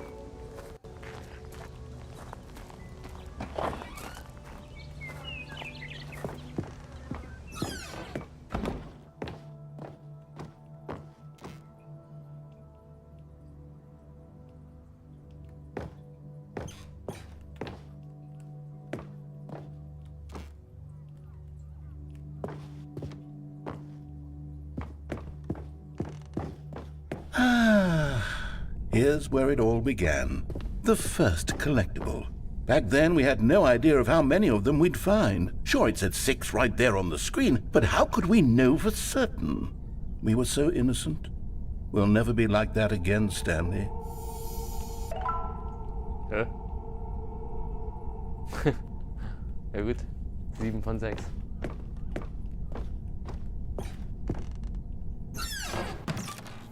And here was a second Stanlerine. You found this one all on your own, just by poking around in the boss's bathroom. You did that, Stanley. I'll be honest. Back then, I had no faith in you to find any of them, let alone 6.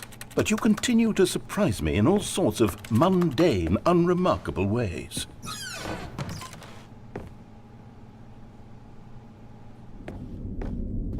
Okay, let's do a little quiz. Which of these rooms was the room you found your third mini Stan? Can you remember?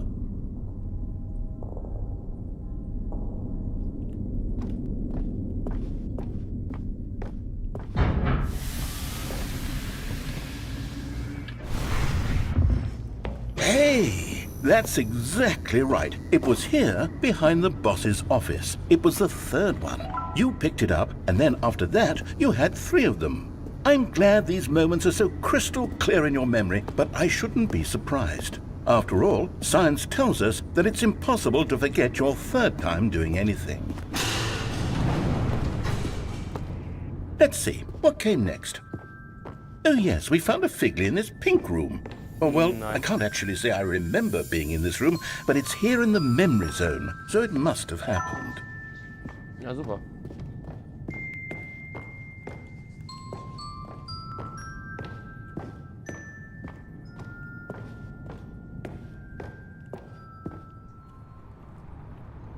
This was the Ooh. 5th mini Stan, and this one was really something special. It was in the warehouse. I remember it so clearly. In fact, because this one is particularly special to me, I made a little video to commemorate the occasion. Enjoy.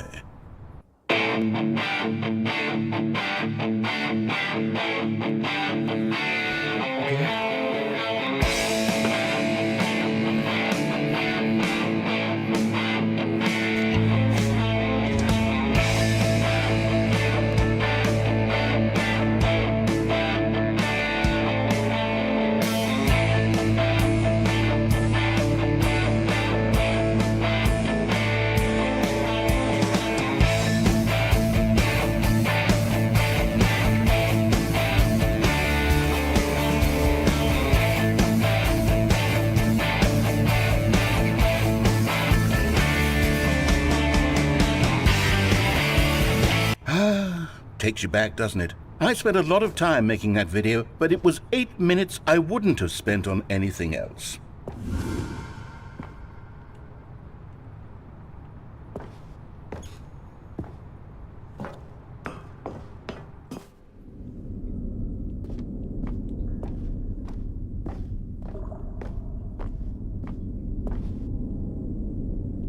And then, Stanley, then we came to the last collectible, the final figurine, right here by the red and blue doors. This memory is the most distinct and clear in my mind, perhaps because it was the one that happened more recently than all the others.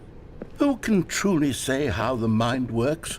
All I know is that this is the moment where you picked up a Figley and I thought to myself, yes, that's all of them. They're all collected. It was a moment unlike any other, except for the other moments picking up figurines, which it was exactly like.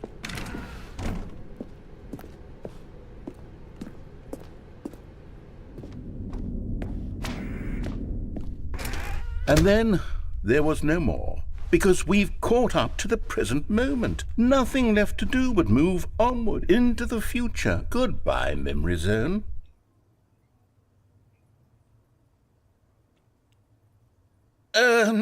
No, I'm not done. I'm not ready to move on. Stop the loading screen. Isn't there some way we can stay here, keep enjoying these figurines? Let's just go backwards. We'll do the Memory Zone again from the opposite direction. See how that feels. Okay.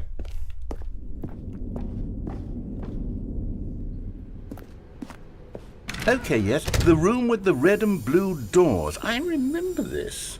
I must say, of all the figurines we looked at in our initial tour of the Memory Zone, this one is the most distinct and clear in my mind. Let's keep going, I want more.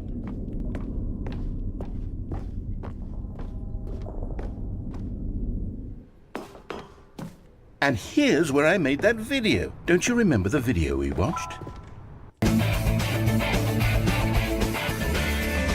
Oh, okay, nice. Yes, I love that video.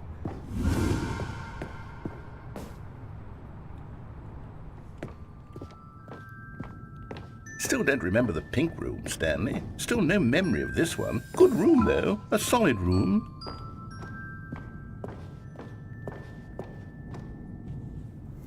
These really were a treat to hunt down. You know, if there had been any kind of reward for finding all of these, it really would have muted the intrinsic joy of collecting them. I'm very glad we resisted the temptation.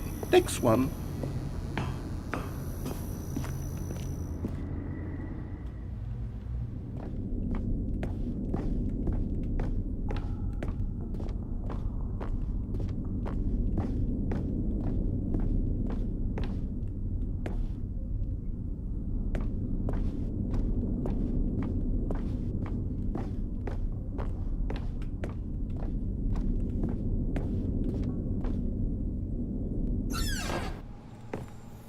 This was our second Figley. Don't you remember? Yes, I remember it too. The past is truly a wonderful thing. Why does anyone ever choose to leave it? Keep going. This is it. The very first one we found in the exhibit where I introduced you to the figurines. Oh, I want more memories, Stanley. I want to keep going. What else is there? What came before this? Collect them all.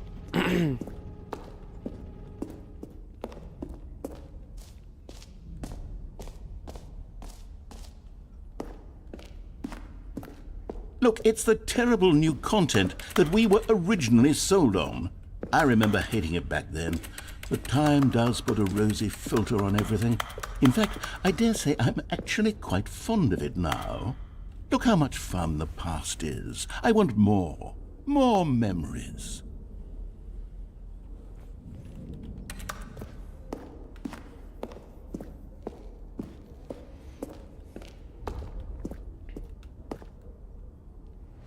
Oh, yes, the two doors. Who could have forgotten that? A classic memory, this one.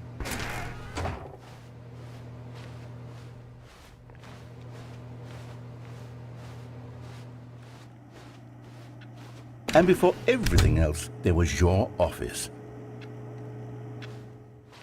Is there anything else? No. Was there something that came before your office? There's something I feel I can remember. I can remember. Yes, I'm remembering something now. I remember before this whole story got started. Back then I was different. I used to make big decisions. I was passionate. I was skeptical. I weighed each decision with profound thoughtfulness. And then somewhere along the way, I stopped making decisions. I became lazy, and I came up with a character named Stanley to do my thinking for me. He would make the decisions, he would decide which way to go. I would cheer him on as he collected figurines for no reason. Why did I invent Stanley? Was I lonely? Yes, perhaps that's it. Perhaps I needed to imagine I had companionship. And Stanley really did make for a wonderful companion, even if he was a fiction. But I suppose it's grown old. I want to think for myself again. I want to go back to how it used to be. Yes, I can be on my own again. I can do it. I'll be stronger this time. I'll take care of myself. I don't need Stanley anymore. Oh, but he truly was so much fun to play with. You know what? Since we're in the memory zone, how about one more good memory? Let's go back just once and give Stanley one more run of the office, and then I'll retire him for good. I did enjoy telling his story so very much. Okay, here we go. This is the story of a man named Stanley.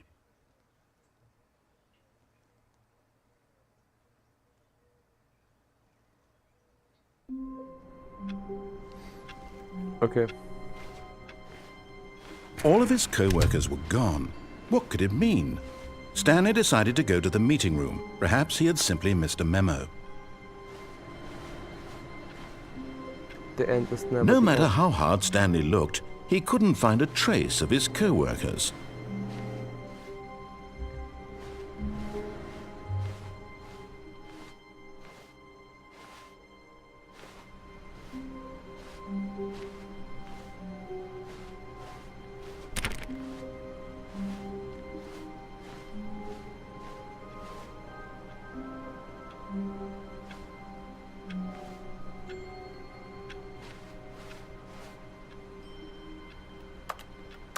Stanley cradled the bucket in a gentle embrace, protective yet delicate, assertive yet compassionate.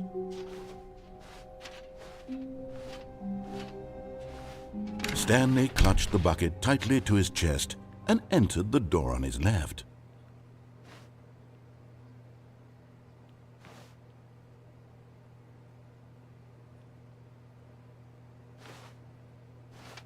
This was not the correct way to the meeting room, but Stanley had felt the bucket calling to him, telling him that the employee lounge was simply the place to be.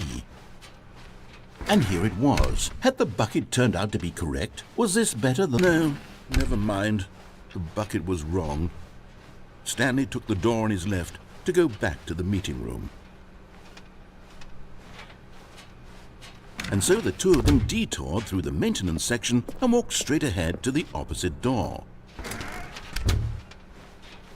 Still no one was here. Stanley needed the bucket's warmth and comfort now more than ever.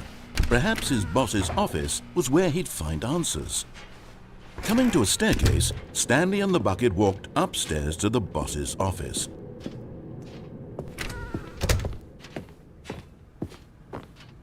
Stepping into his manager's office, Stanley was once again stunned to discover not an indication of any human life. Crushed by the weight of this revelation, Stanley may have broken down into an emotional dumpster fire, if not. But Stanley guessed the correct code by sheer luck. Was it that the bucket knew all along? Was the bucket guiding him? Yes, this is certainly the most logical explanation.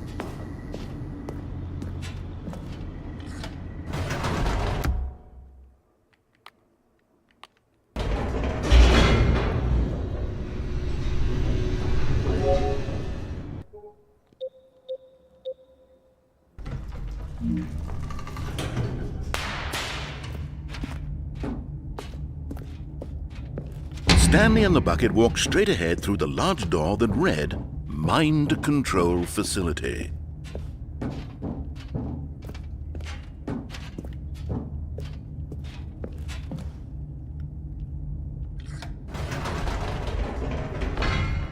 Wait, Stanley said to the bucket. Can we go back up? When I was pressing those keypad buttons, there was something very intriguing about the number 3. I want to go back so I can try pressing the number 3 again. The bucket said nothing. No.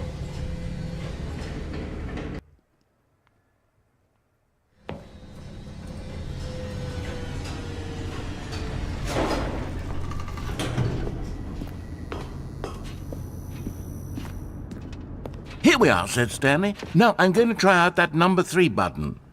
He took the bucket over to the keypad and began absolutely slamming on the number 3 over and over and over. Well, he said, the number 3 is such a special button. I'm having the time of my life. Stanley looked expectantly at the bucket, but the bucket remained silent. This was a shock to Stanley, who had always felt such a connection with the bucket. How was this not as exciting to the bucket as it was to him? Once Stanley had had enough of the number 3, he got back in the elevator.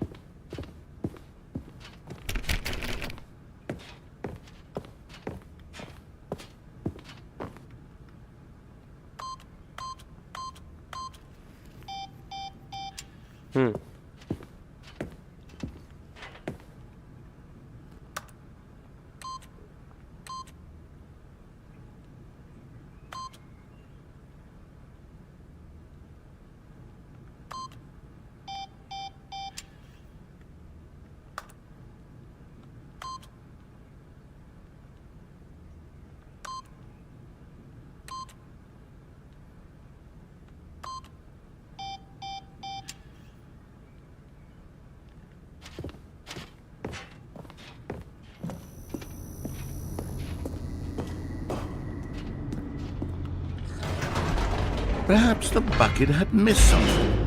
Perhaps it had not seen how much joy Stanley got from slamming the number 3 repeatedly. Glaube ich auch.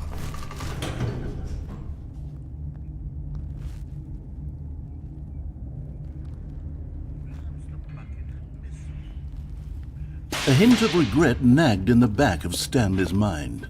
Should he demonstrate the number 3 for the bucket again? Ja, komm. No, said Stanley to the bucket. You can't go on yet. Not till you understand how much the number 3 means to me. You and I have been through so much together, and I just want you to see what I see. Feel the happiness I feel. He smiled at the bucket, and the bucket said nothing.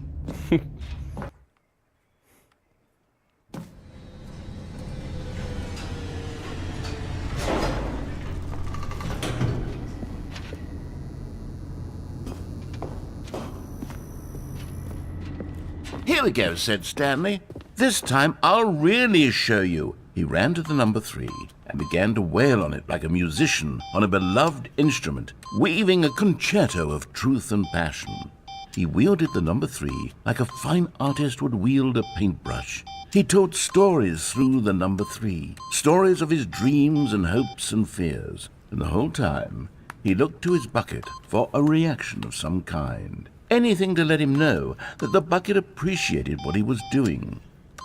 The bucket conveyed absolutely nothing at all, only silence. Crushed by a wave of dejection, Stanley returned to the elevator.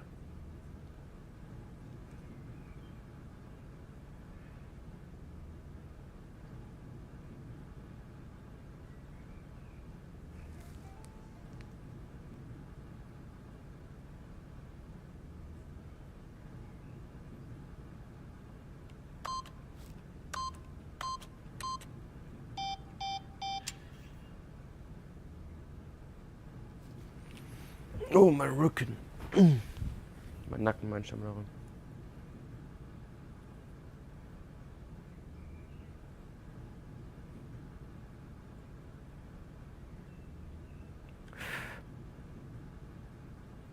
Okay. Als nächstes werden wir wieder diesen roten Raum besuchen. Weil da sollte schon mal eine Keycard sein. Die Keycard. Stanley and the bucket were so close. They'd always been there for one another. Why suddenly could the bucket not connect with this passion of Stanley's? The question caused Stanley to ruminate the whole way down the elevator. He knew that there must be a way to get through to the bucket, to communicate fully with his dear friend. Surely there was a solution, mustn't there be?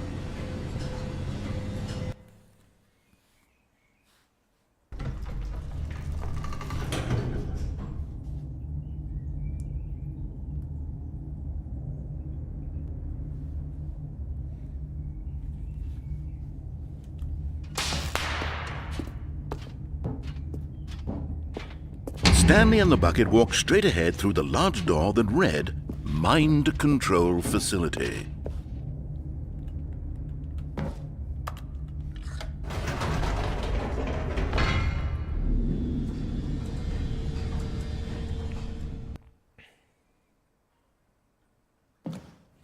"Ah," said Stanley, "I know what to do.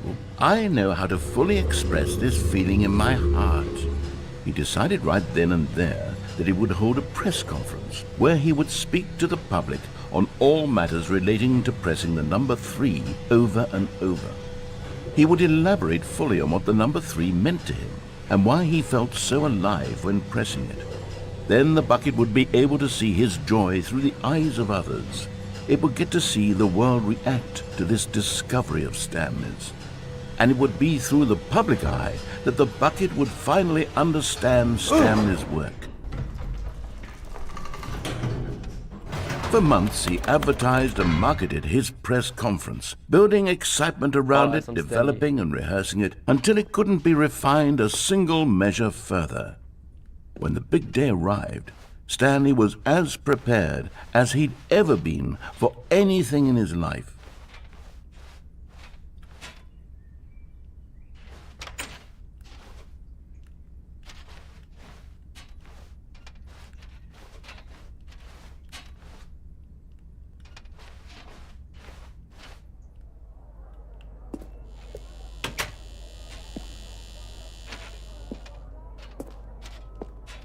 This was it.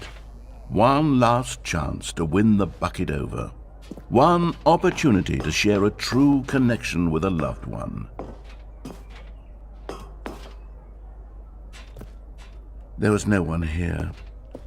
Nobody had come to the press conference to hear Stanley speak, to listen to him talk about what it really means to press the number 3 on a keypad over and over.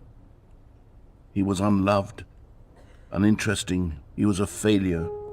And in that moment, Stanley knew that the bucket would never again take him seriously. There would be no connection, no deeper understanding. The bucket merely sat there in his arms, indifferent. And so it began that slowly, over many years, the two of them grew more and more distant.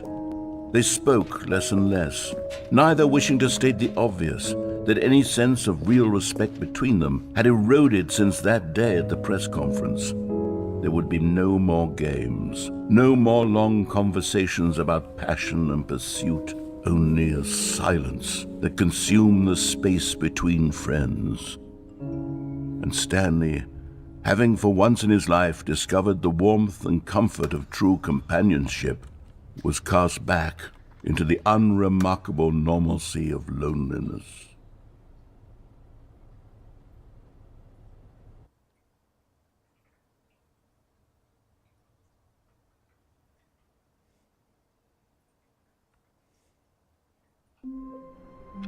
Ja, das war mein Ende. All of his co-workers were gone. What could it mean? Stanley decided to go to the meeting room. Perhaps he had simply missed a memo.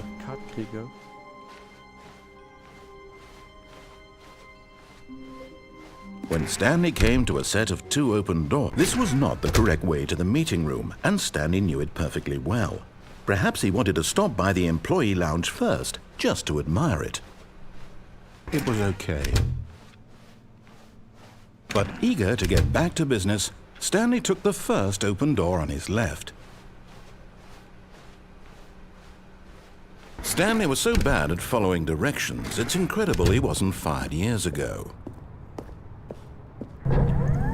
Look, Stanley, I think perhaps we've gotten off on the wrong foot here. I'm not your enemy, really, I'm not. I realize that investing your trust in someone else can be difficult, but the fact is that the story has been about nothing but you. What? Really? I was in the middle of something. Do you have zero consideration for others? Are you that convinced that I want something bad to happen to you? Why, I don't know how to convince you of this, but I really do want to help you, to show you something beautiful. Look, let me prove it. Let me prove that I'm on your side. Give me a chance. Now listen carefully, this is important. Stanley walked through the red door. Wir gehen jetzt durch die blaue nach meinem Wissen. Hier. The one in the red.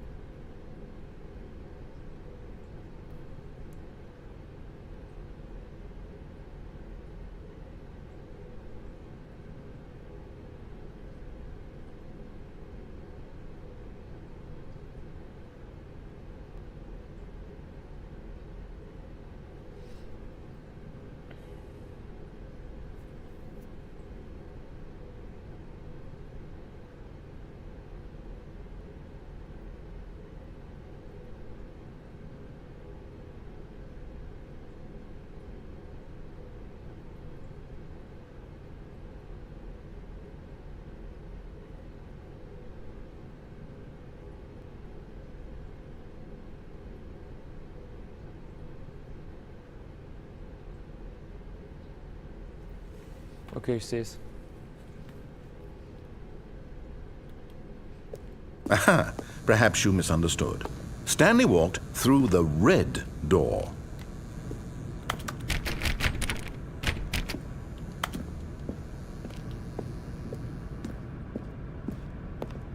I still don't think we're communicating properly. Stanley walked... All right, fine, go ahead, Stanley. You want to know so badly what's out there? You want to find out what lies at the end of this road you've chosen? Well, don't let me stop you. You see? There's nothing here. Yeah. I haven't even finished building this section of the map, because you were never supposed to be here in the first place. Broken room.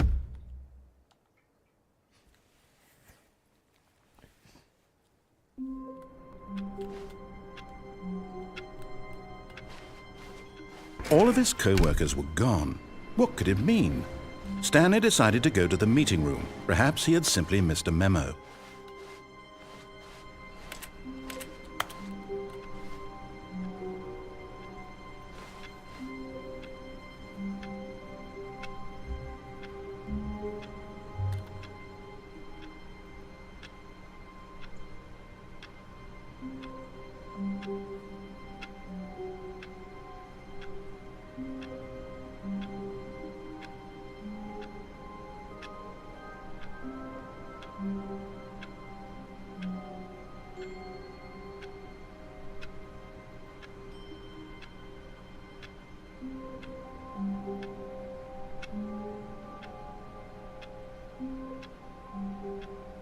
Okay, relativ irrelevant.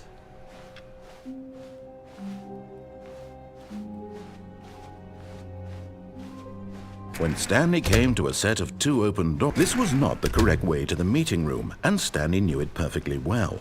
Perhaps he wanted to stop by the employee lounge first, just to admire it. It was okay. But eager to get back to business, Stanley took the first open door on his left. Stanley was so bad at following directions, it's incredible he wasn't fired years ago. Look, Stanley, I think perhaps we've gotten off on the wrong foot here. I'm not your enemy, really, I'm not. I realize that investing your trust in someone else can be difficult, but the fact is that the story has been about nothing but you all this time. There's someone you've been neglecting, Stanley. Someone you've forgotten about. Please, stop trying to make every decision by yourself. Now, I'm not asking for me, I'm asking for her. Johnson. This is it, Stanley. Your chance to redeem yourself. To put your work aside. To let her back into your life. She's been waiting. That's her, Stanley. Oh, no, you can't... Did you just unplug the phone? Now, that wasn't supposed to be a choice. How did you do that? You actually chose incorrectly? I didn't even know that was possible. Let me double check. No, it's definitely here, clear as day. Stanley picks up the phone. He's taken to his apartment where he finds his wife, and the two pledge themselves to one another. Music comes in, fade to white, roll credits. Not picking up the phone is actually somehow an incorrect course of action. How is that even possible? None of these decisions were supposed to mean anything. I don't understand. How on earth are you making meaningful choices? What did you... Wait a second. Did I just see... No, that's not possible. I can't believe it. How had I not noticed it sooner? You're not Stanley. You're a real person.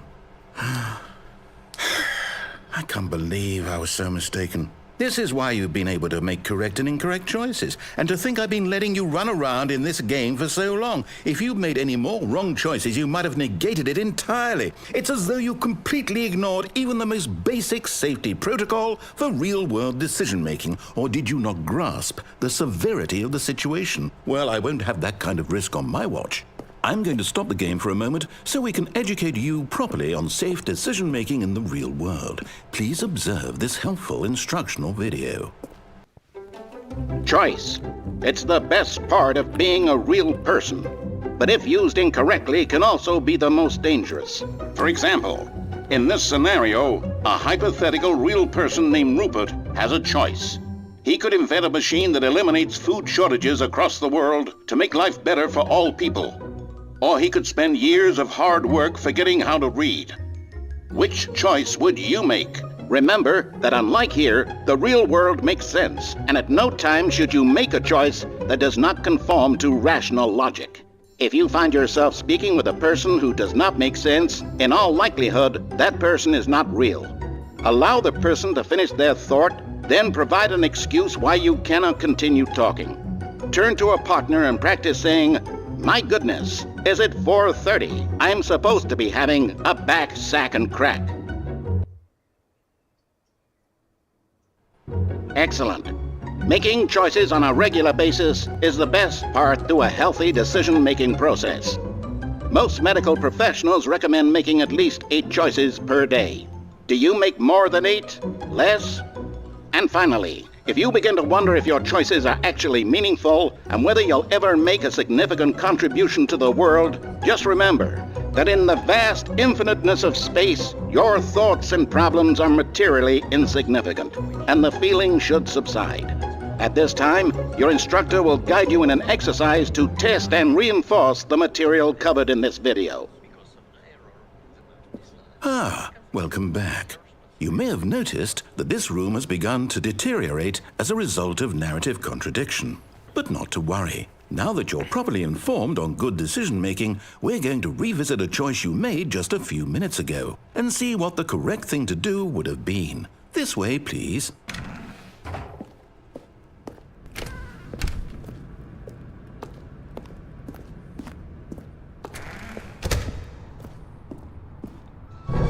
Now that we know your choices are meaningful, we can't have you jumping off the platform and dying. Imagine the main character dying senselessly halfway through the story. That story would make no sense at all. We just need to get you home as soon as possible before the narrative contradiction gets any worse.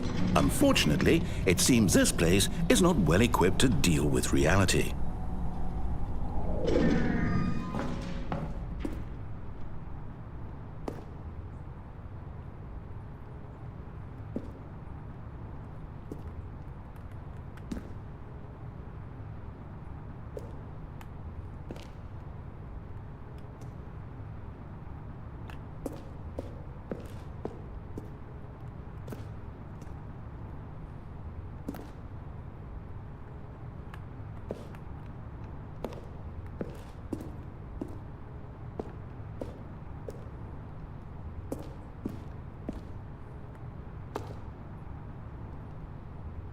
Komm schon, ja, lass mich mal durchquetschen.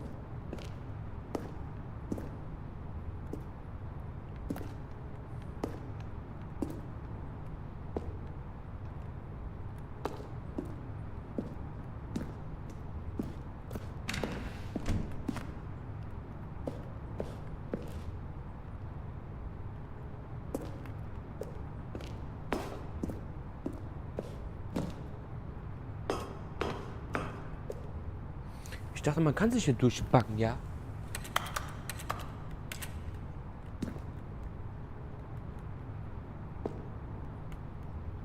Hätte ich schon einmal gebraucht.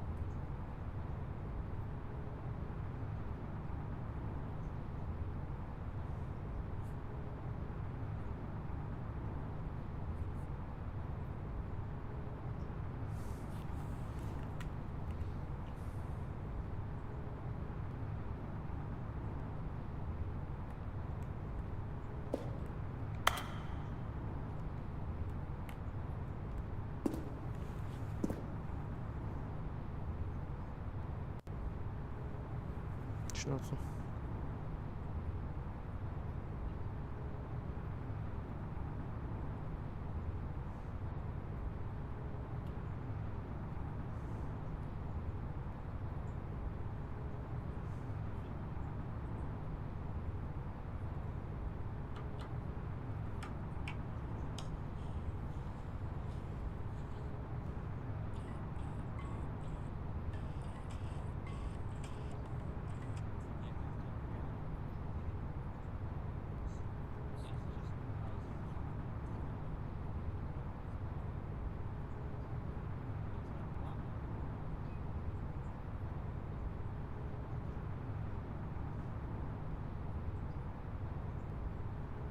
Das ist so unfair, Mann, aber.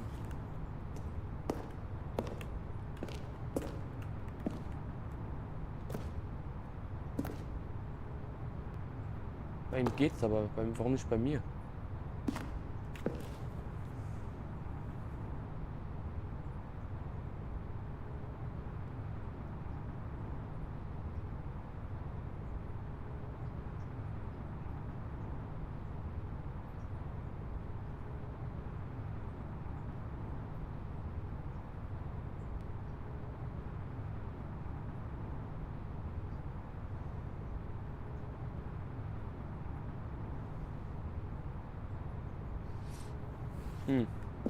Schade.